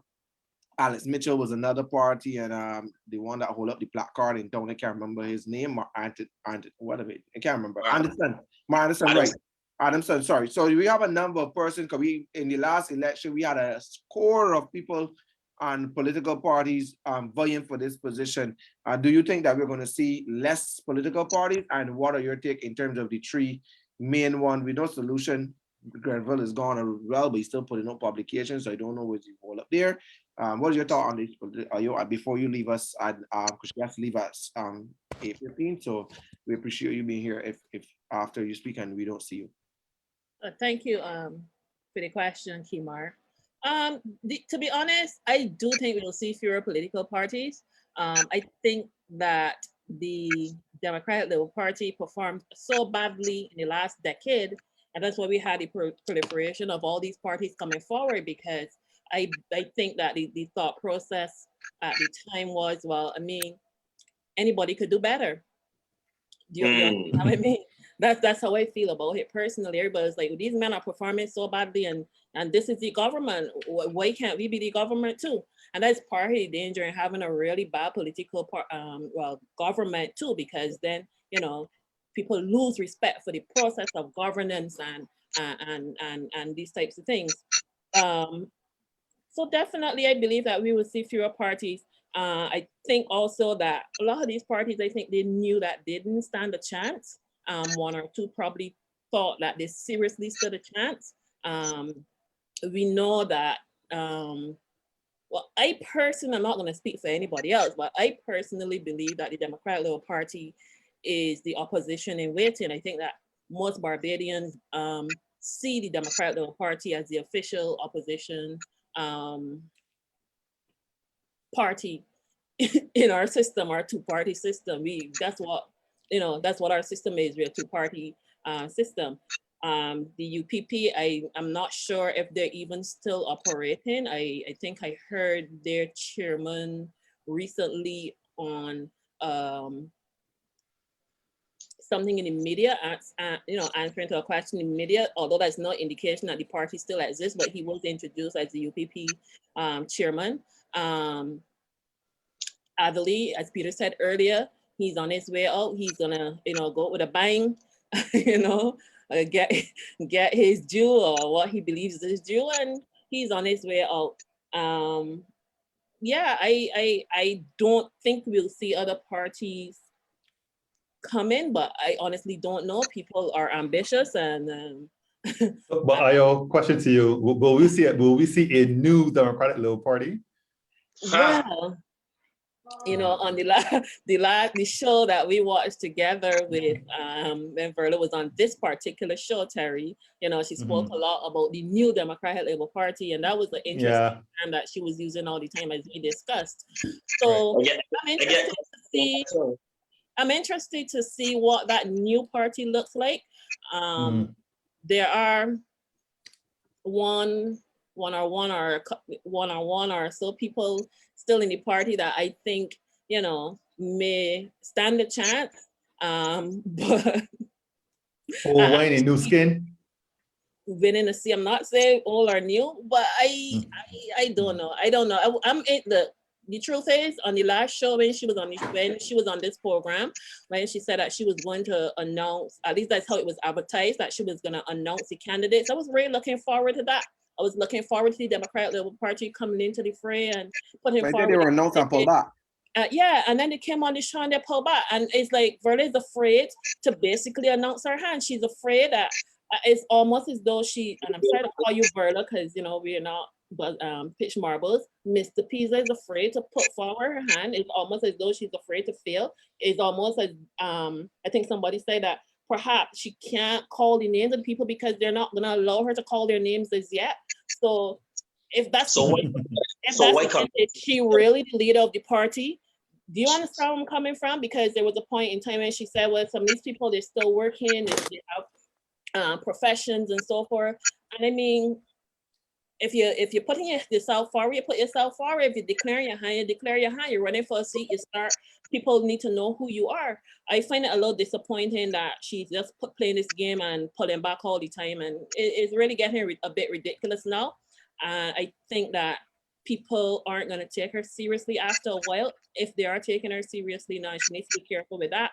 I simply are not. I mean, when is the election constitutionally due, Peter? You are Peter? No, I mean, I'm realistically expecting an election in probably December of 2022 or January of 2023. So this is like next year. Yeah, right? precisely. It could very well be next year. Exactly. Yeah. I mean, you're dealing with a prime minister that understands strategy, and so I don't believe she'll be pulling a friend as Stuart going down to the wire kind of thing. So. And it's not going to work against Mia. Mia's going to destroy the polls if she's not careful, and it's going to be so embarrassing again. But the thing about it too, coming from that part, I didn't mean to jump in, sorry, but I get really passionate about it. This is the time that the Democratic Labour Party had to rebuild and rebrand. But we were talking about, we were mentioning a new DLP ever since. I've been calling program and talk about a new DLP. I remember. So to be seeing the changes in the party. So but at this point in time, it's just hot air. There's nothing behind it, and that's the dangerous thing. Exactly.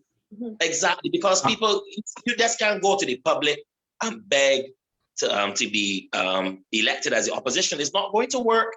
Because at the end of the day, people know the whole brand and the image of the Democratic Labour Party has been tarnished. The Democratic Labour Party cannot tell any political organization about morality. They can't. Yeah. So I'm going to jump in here and say on the issue of the third parties, I don't think the parties outside the BLP and DLP are going to work, and the fact is that I don't think that they are convinced within themselves that they are a political party. I think that most of the political parties outside of those are usually like vendetta parties, usually led by ego. I am calling it a particular name, but usually led by egomaniacs that have access to grind with people. Right, so I for one, I can't. Kemar, which party is this? Which party is this? When we talk, which party is this? I just making a generalization. Okay. Yeah, so all of the parties are. So since you're generalizing, all of the parties are led by egomaniacs. Is that what you're saying? Well, not saying all, but I'm just trying to be, like I said, generalizing, right? And these persons don't really have no conviction to do anything in terms of empowering people, in terms of constituency work. not interested in really building bases and constituencies, connecting with residents and building anything sustainable for the long run. As soon as they come out, they're gone off the scene. I had my practical experience with the third party, and like my analysis and fall short out to my personal experience. As it relates to like the DLP from reading. I mean, before I was the former general secretary of the DLP, but no, I now sit on the fence and speculate according to Peter. And from what from what I am seeing, it seems from the outset that the DLP's intent on making a change into a new DLP, offering candidates and intent on being the opposition. But I don't think a political party should be entering into politics or going to the polls with the intention of being an opposition. I think a political party's aim should be to win government. So if the DLP has that strategy in mind, I think they should get the strategy of opposition out the head. I feel a team looking to win government, even if they fall short and gain opposition, so be it. As it relates to the whole leader and leadership, I can reserve my opinion on the person who's in the chair as it is. But I saw an article recently in the newspaper that said that members of the organization were reaching out to another member, telling him to run for leadership. Now, I don't know how true that is, but if that's the case, if that is the case, I think that I say if that is the case, he denied all intentions of running for the presidency of the party. There's always factions within political parties, which is there are persons who will not support the leader, and there are persons who will support the leader. If we could carry our minds back in the Barbados Labour Party when it was the division between Onafa and Mia Motley, they had their division and the light, and they saw the talk. I know we have made today. So leadership challenges are always a common feature within political parties. Now, I don't believe in the doctrine that people are seeking to push, that if you got a leader, that nobody else should believe that they're worthy for leadership, that nobody else should think to consider wanting to be leader. My thing is that you should have at least 3 persons who in your party who are leadership quality that can easily rise to the fray if given the opportunity. So I don't believe in the doctrine that it needs to be a cutthroat. It needs to be a cutthroat environment as it relates to other persons who may want to aspire for leadership. One of the challenges I have with political parties in the Caribbean is that of succession planning, and we seem to want to keep all of the opportunity and all of the involvement, all the practicality of politics within the higher age groups, and the former ministers and the like are not seeking to pass down opportunity to persons who are outside of the friends and family circle. And that's not only in politics, but in business and other areas. Ayo has to leave us right now, so I just want to thank Ayo for her time. Thanks, Ayo, for being here. Yeah. I hope we can collaborate again soon. Yes, and thank you so much, guys. I was really enjoying this conversation. I have to go, but what I have to do is really important. But thank you, and thank you guys for joining us. Anya and Batami, I see you guys there in the comment section, keeping it jiggy. Yes, Terry still got the hotel water. We know how that goes.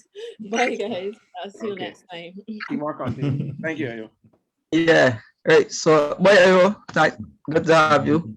Right. So, as I was saying, I think that there needs to be greater opportunity for younger people coming up in the party, in parties. Within the last, and I finish off on this point, within the last DLP, I didn't really see much succession planning going on. And in a situation now where the DLP was seeking for candidates, there was a lot of talk about a lot of the older members coming back to run, even though some of them would have had a nice run and it would have been time for retirement. But the spaces were still open because the young people, they just were not ready for the opportunity, which opened the door for other people to to come back. So my thinking is that there needs to be greater succession planning, and when you reach a certain point in your political life, the opportunities to serve that does not involve running for a seat, but there's the diplomatic corps, and a lot of other opportunities that are available for MPs who would have served the time and not deserves to coming back or like, and where they can still contribute to the political space. Thank you. I Let me just bring answer Dr. that. Bell here. Yeah, Yeah, Dr. yeah. Bell. You have to be careful with that thing about succession planning, though, in the context of something like politics. What you can have is facility, and what you can do is you can have judgment in relation to you can see people with potential, and you try to encourage, you try to nurture, you try to facilitate. If you get too mechanical with it, it's not going to work, because you can't tell people that they have to retire from politics or anything like that. They will get too weary. They will lose energy over time. You know, everybody's going to get old if you don't die young.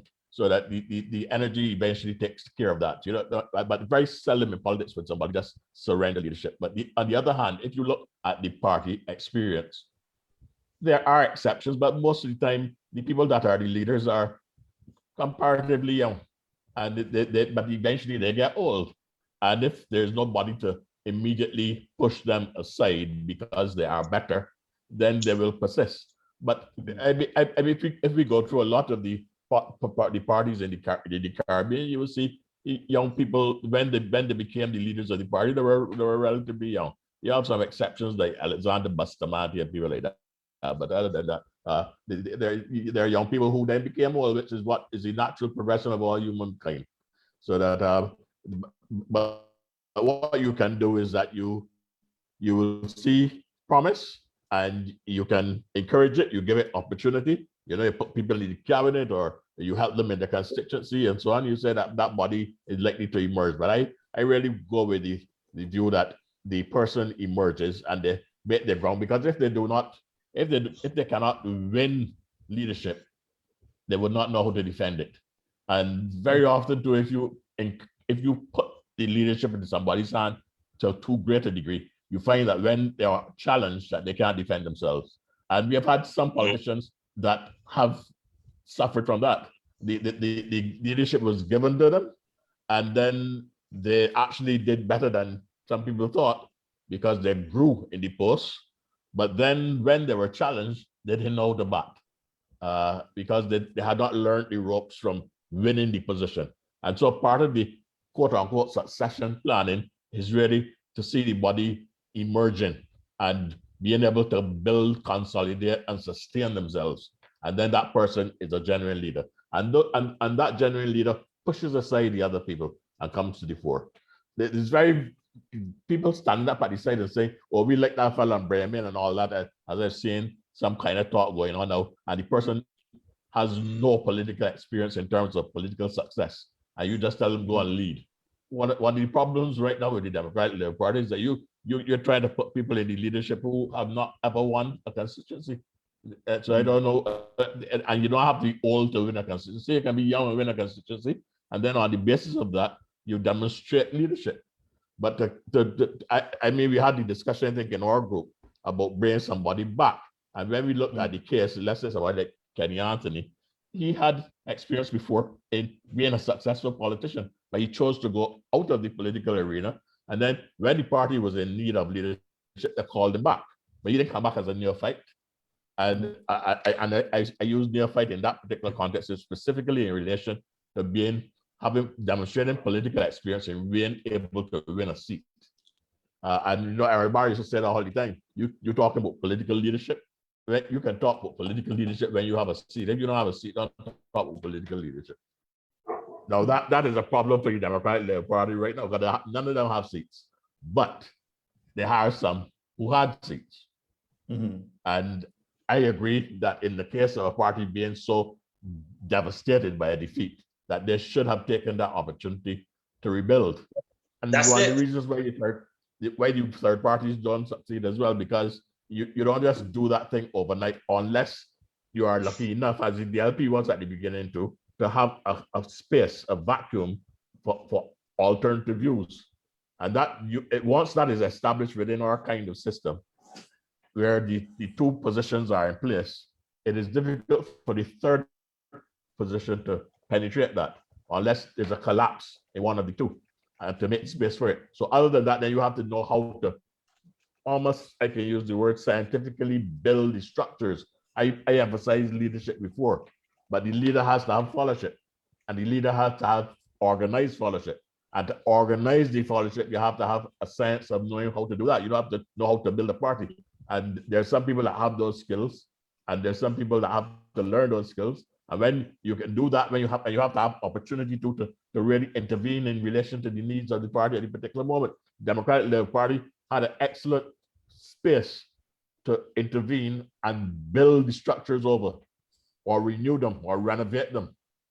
I don't think they've been doing that effectively enough, and therefore any leader coming in there now is going to have problems, but especially if you have a leader that is not a genuine leader, if you have a farce. Thank you. Peter? Yeah, I mean, I'm comfortable with the analysis of leadership that I've heard being presented. You know, the Democratic Labour Party, like the third parties, everybody is struggling for an opportunity. You see a deficit, and you think, maybe I can fill that. So you step up and you say, let me form a third party, because people don't really seem to feel that anything is on offer. I have asked that question. I've been asked it so many times in different Caribbean countries. In Grenada is a typical thing, where people say, well, you know, nobody can beat Keith Mitchell. Well, let me form a party and try. And I've argued that each and every time you do that, you make it easier for Keith Mitchell to win, because you fragment whatever support exists. And in the 2018 scenario was a perfect storm, because you had political parties, a dozen political parties, and almost every time you had that situation, it results in the single most popular force coming through and essentially taking further control. I was saying this, and everybody was saying, well, of course, I like Mia, and I don't know what I'm talking about and whatnot. But I said that based on my experience that I've seen across the region, it happens each and every time. You know, even the prostitutes and all had a political party. So the reality is that anytime you are expecting that you can fix a void, or you can fill a void by forming a party, as Dr. Belle said, generally speaking, it doesn't work out that way, that you just jump in at the top and, you know, you're gonna be the messiah and whatnot. But it doesn't stop people from looking, you know, and I think that the Democratic Labour Party is looking for the messiah, and, you know, they are, I mean, the Jews been doing it for how many years? And I think that they are going to continue to look for this messiah. And I guess if they don't believe it's Verla, then they will say, maybe, especially as Guy has a special relationship with God anyhow, that maybe he is the Messiah. And there will be others. I guarantee that there will be others. I suspect that there will come a time when Darwin-Innes might be the Messiah too. You know, so they're gonna keep looking and looking. But, you know, I think, as Dr. Bell said, there will come a point when the true leader will step forward, and when that happens, it will be all over. But in the meantime, we're gonna have a lot of pretenders that you know, believe they can be the Messiah, and they will come. And you know, Kemar, you're a believer yourself, so you know the phrase better than me. But there are many who will call his name and not be the one. Peter, before you go, I know you have to leave us at 8:30. Give me your views on the integrity bill, and also on Barbados moving towards being a republic in November 2030, and if you see that still 2021, sorry, and if you see that still being possible. Yeah, I mean, it's happening. I think that the idea that they have a transition team in place means that it will happen. So we will become a republic, and I'm happy about that. The integrity bill is, I think, it's a bit more complicated. It didn't pass largely because, you know, there were opposition forces that were conspiring to ensure that it did not happen.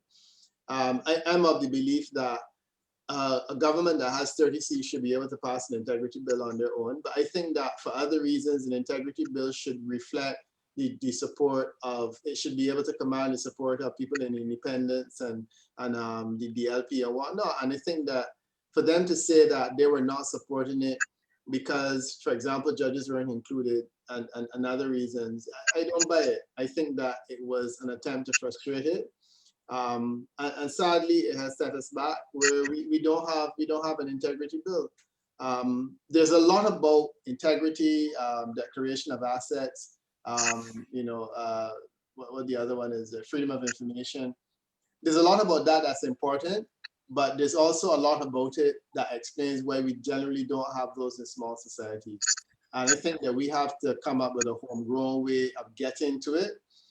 It's absolutely important. I hope government revisits it and it succeeds, but I feel that it needs to have the support not only of the government of the day, especially as they have all 30 seats. It also needs to have the support of people in the opposition benches and independents and so on that can say, let's unite behind this because it's important. So I'm comfortable that we need it. I hope we get it. And I think that the Republic is an easier one in the sense that we know it's going to happen, What I am interested in understanding is whether along with that will come some of the other things that we've been talking about when the Constitution is changed. And I think that's probably what most people are more keen on knowing, what exactly is coming as part of this package. And will it be a Trojan horse? What exactly is going to be in there that we will see. All right, thank you, Peter. I know you have to leave at 8:30, so. Gentlemen well, gentlemen, it's only gentlemen this time. I'm sorry that I have to, but I have explained that it's a very important task I've been saying for the last 4 weeks, which has been an interesting time. So I have to attend to that now. Thank you. All right, Terry, you get your views. Okay, thanks. We get your views on the Republic, and if you have also anything on the Integrity Life Bill as well. And then could we wrap up in about 10 or so minutes? So anything of your views on that? Well, I wish they would pass the integrity legislation. That's my view on that. And as far as Barbados is becoming a republic, fully support it. And I can't wait for it to happen. And it's in the works. So we can expect that by this time next year, we'll be a republic. Yes, Simon, you want to give your views on both of those? Right. I think last time we had a discussion on the same program about the republic. The question was the type of republic. But I guess it is clear that coming out of the republic, there are a lot of other things, a lot of add-ons and different things that would change. But the general mood in Barbados is that the people want a republic. I think the removal of Nelson really was a barometer of how people feel about colonial images or any kind of links to Britain and so on. And I think there needs to be a lot more public education about it, because there's this whole belief that when we become a republic, that nobody from England will want to come to Barbados anymore. We're not going to get any support. What if we want to go ahead and get any financial aid and so on? But that is not the case. So I think one of the things I would want the government to do is to do, and they're very good at communication, it would seem, to do more public information, more public awareness about the Republic, what to expect, and so on, to get the buy-in from the public. Kemar, you got any views on both of those, the integrity and the Republic? Yeah, well, in terms of the integrity legislation, I don't think that matters and issues of corruption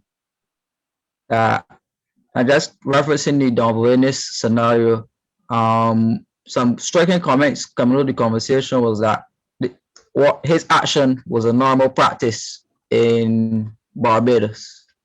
But for some reason, he was not charged locally, but he was charged in a foreign jurisdiction. I think that the situation should occur where actions like that should be prosecuted in Barbados as opposed to being prosecuted in a foreign land. And if it takes passing the integrity legislation to do so, I fully support it. There were some issues coming out to the integrity legislation that were raised by Caswell Franklin and some other independent commentators.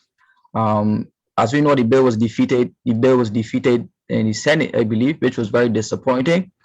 I think that the government needs to take responsibility for that, in the sense that if they knew they had such important legislation to pass, that they should have deployed the writ and ensure that members were present to vote the integrity legislation in. So I think that they need to relook that and try to get it implemented.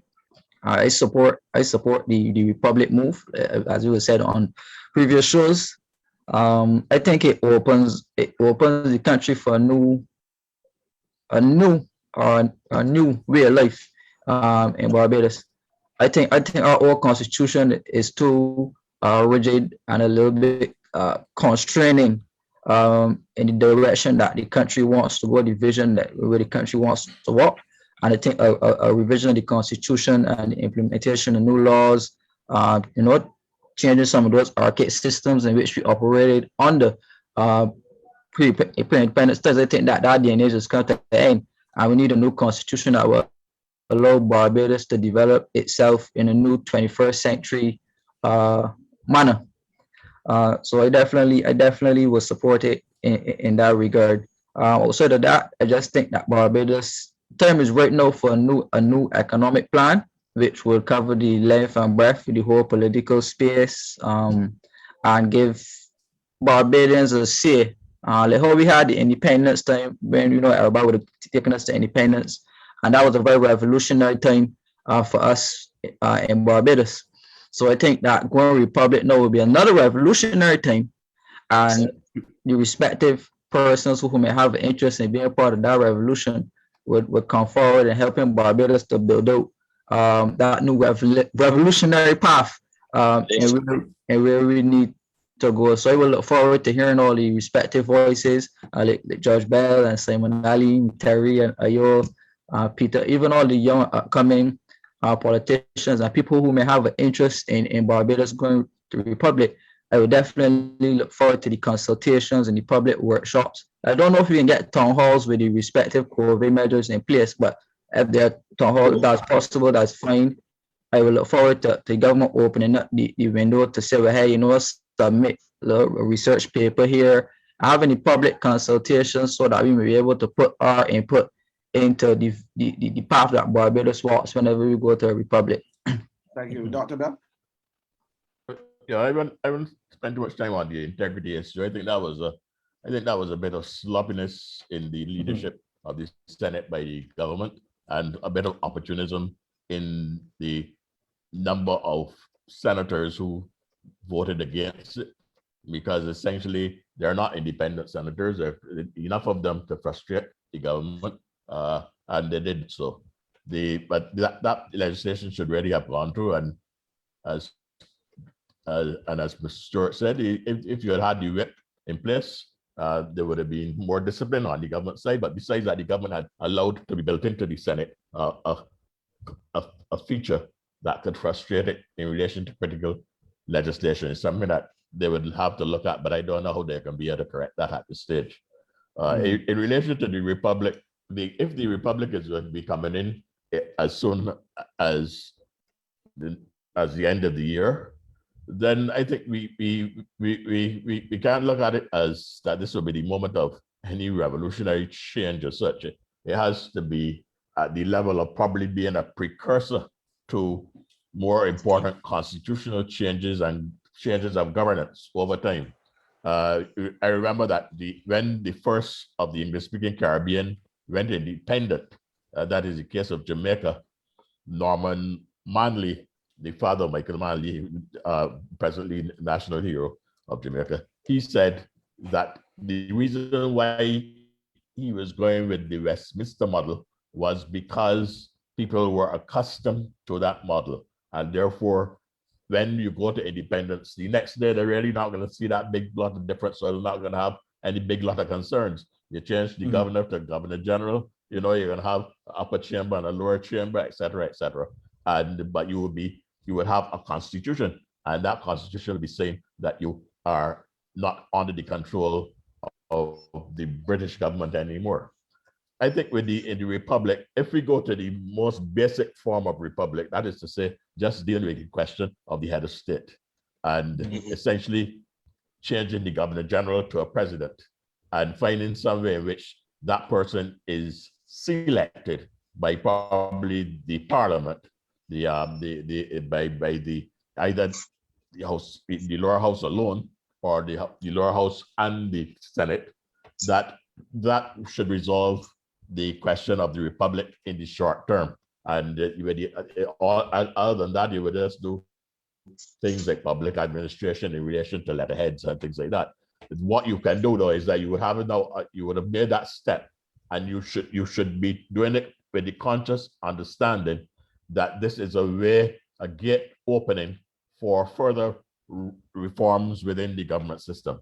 That is what the people deserve. That is what Barbados deserves. Now that means that you can educate over a longer period. You can do transformations over a longer period, and you can do education. You can do comparative political analysis in relation to various forms of government and so for various forms of republic and so on. You have time to get rid of the mythology about the republic. Anyhow, I mean, most of the countries in the world are republics, you know, and some of the ones that Barbadians almost bow down and worship. United States is a republic. France is a republic. Okay, right here in the Caribbean, Guyana is not the best example, but Guyana is a republic. Trinidad is a republic. Dominica is a republic. Okay, almost anywhere in the world, if you go into Africa, you can see a whole range of republics. India is a republic. China is a republic. All the types of China are the republics. If it's Taiwan or not, they're republics. So the thing that is exceptional is the monarchy. The monarchies that are unusual in today's world. So that being a republic doesn't cause any big disruption in the political culture.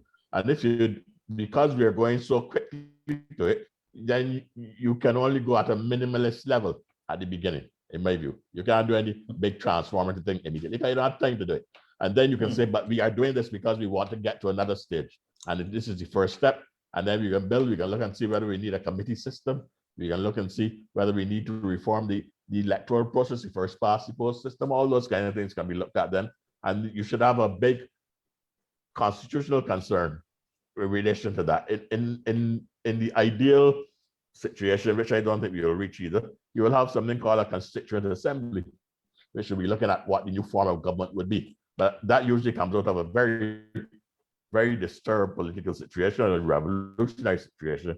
And I don't think we would be there to do that either, but we could do a number of reforms to get to the other stage. When people come and bring up all the things, but we want this particular form of republic and all that, they're not being realistic in relation to what we are going to be faced with in a few months. All we're going to do is essentially change the governor general to president.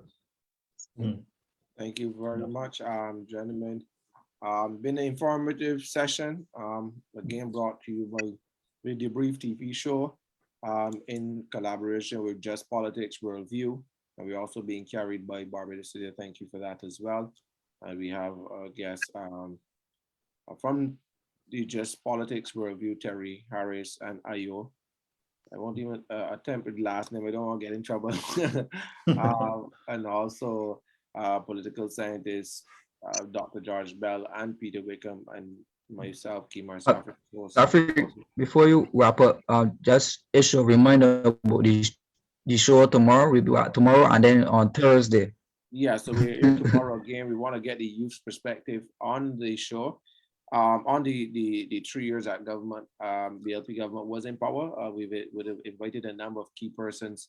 Unfortunately, the Democratic Labour Party did not, youth did not accept our invitation, but we gave them an invitation because we wanted their views along with the Barbados Labour Party and some other key youth, but we were turned down by them. So we would then move forward with the guests that we have for tomorrow, which is still a very interesting panel. And then we have Kemar Stuart on Thursday with everything on finance, and he would also have an interesting panel. You can always keep check out the DeBrief page, and we encourage everybody to like the DeBrief page, like the word Just Politics Review page.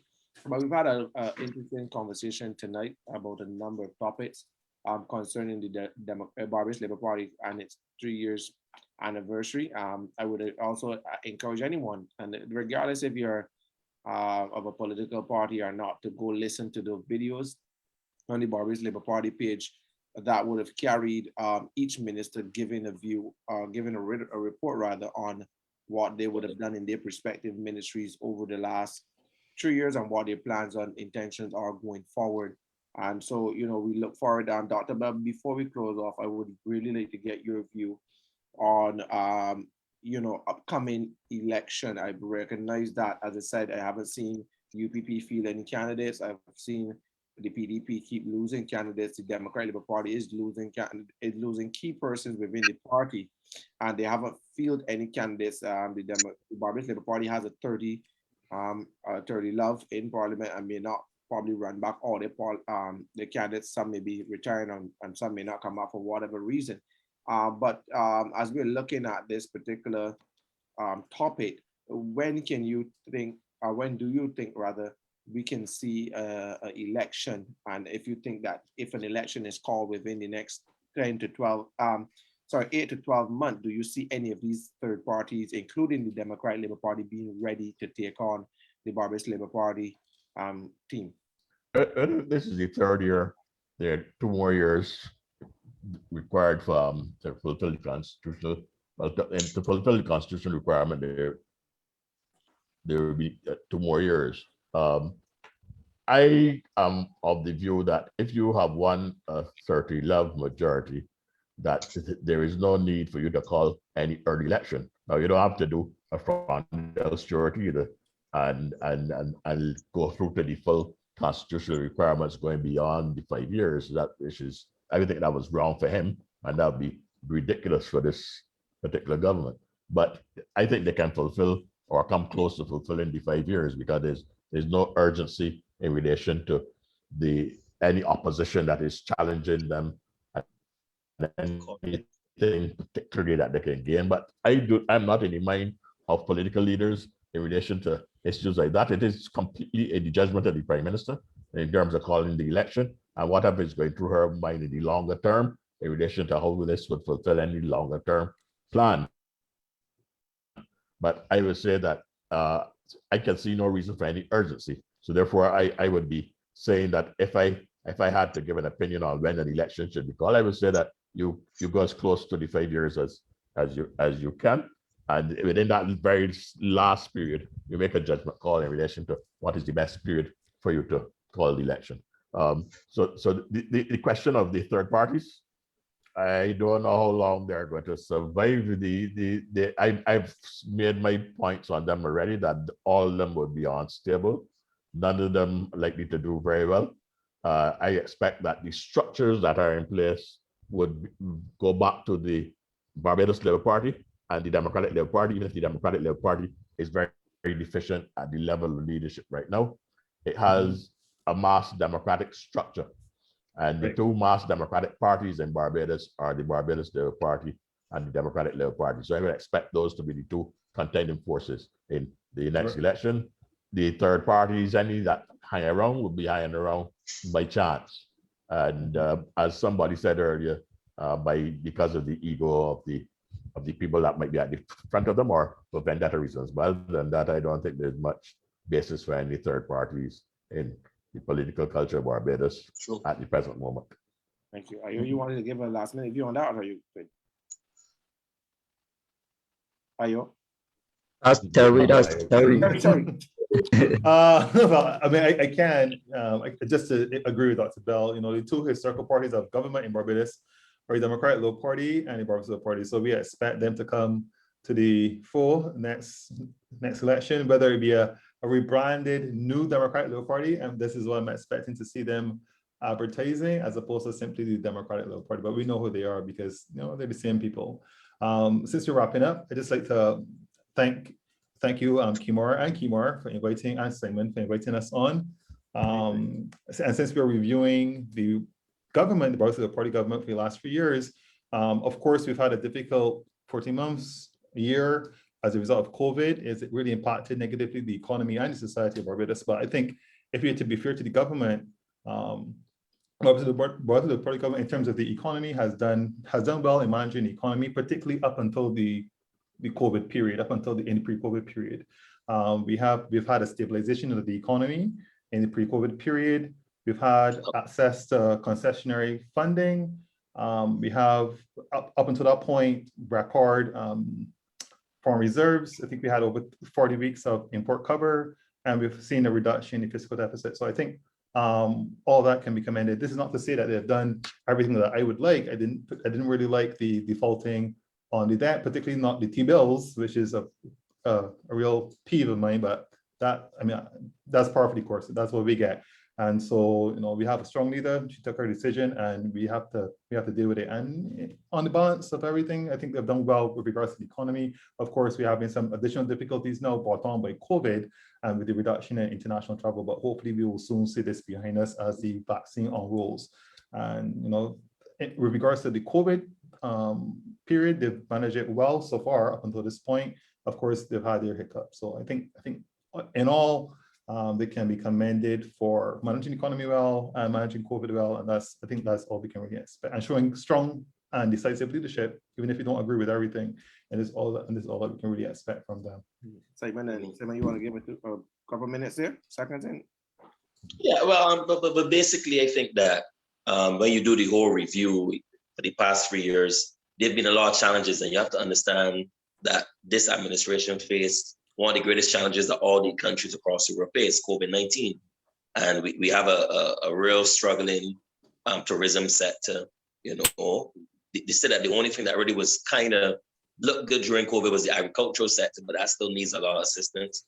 The reality of it is that these are hard times, and in hard times, you need decisive leadership. You need a leader that will make decisions that will not only impact Barbados now, but for the future.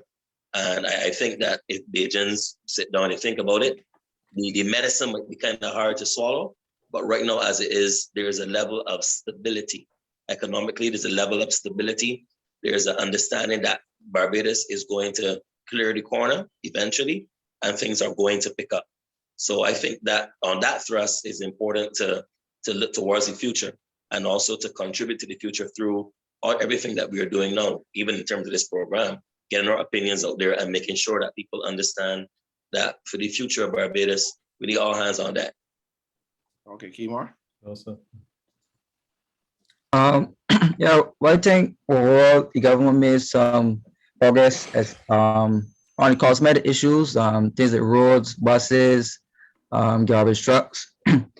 Overall, I think the economic strategy has not been the worst. Like Terry said, would have done some things differently as it relates to the strategy, but the overall management of the economy, if you rate it, it's not been the worst thing, but there was some very critical errors that were made that are going to be very costly for us in the future, especially as Terry said, defaulting on the debt, especially racking up the high debt right now under the IMF programs, and the fact that tourism is basically disappearing from up under our nose.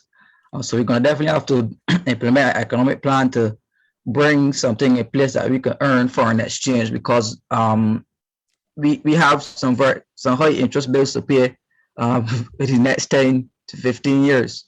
Obviously, we will not have the leisure of doing what we did locally in terms of the debt restructuring. So we're going to have to fix that issue sooner rather than later. Overall, I think the government has did its part in terms of trying to maintain confidence in the population. I still think that the government still maintains a fair level of support in the population. And there are persons who are definitely against the government and think that there's a need for balance in terms of the parliament. And there's a definite need for opposition going forward. So within that regard, I would just like to encourage the other oppositional parties to get the machineries ready. And like I said, no oppositional parties should be aiming for opposition. You should be aiming to win. And my advice would be to put your soldiers in place to try to win a government, even if you fall short. Like I said, the overall political environment has started to heat up. I noticed that within the estimates of Barbados, the electoral boundaries had a quite significant amount as it relates to expenses. So I expect an election to come, if not this year, early next year. Like I said, it could be off of my analysis. That could be funding for the Republic. Who knows? But yeah, like I said, all things are possible right now. Like I said, the government still is on the high. It had its progress report, and persons are still supporting. So any leeway or anything that's supposed to happen, I think the wider population still needs something to believe in, something to hold on to, and the important points to me right now should be employment, gaining meaningful work, and trying to open back and rebuild on the losses that were made through the COVID pandemic. And that's it for me.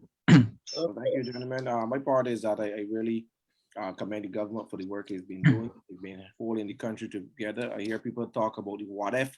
What if we were in a pandemic with the Democratic Labour Party government? What if we were, if they were leading us?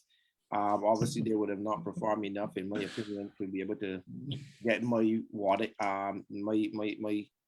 interest in them leading this. And I thank God for who we have leading us at this point, because we understand that even though the parties struggle through certain things, they seem to hold the country together, and that is what you want. No riots and no people running over. They fed where they could have feed. They helped who they could have helped. They put out stimulus package where they could have put out stimulus package. And so I believe that they would have done more as well if it was not for COVID situation. They started on a bang. They started moving quickly. We were faced with a pandemic that none of us had a control over. Then we were faced with the Saffrey ashes and issues after issues, but nevertheless the government still stood strong, and they kept Barbados to keeping us. And I promoted the report. I was very proud to see that even though there was not everything that was mentioned in the public, but the reports that were given by the ministers, it built some level of confidence in me to continue believing that this government can carry us to the next level. We have not found a leader or found a government, another party yet that could really help or stir the country. So I have to give hope to who I'm seeing or what I'm seeing, and based on their reports and based on their future plans for the country, I'm happy to see where Barbados is going, and especially on the international market and what's not. So I hope to see more and more, and I could only pray that this country, this beloved country of ours, continue going forward. So with that, gentlemen, we want to thank you for such an awesome show. It was very well kept. The persons on the Zoom, on the Facebook, they kept us as well. The comments were large and they come in numbers. Sorry, they could not read all.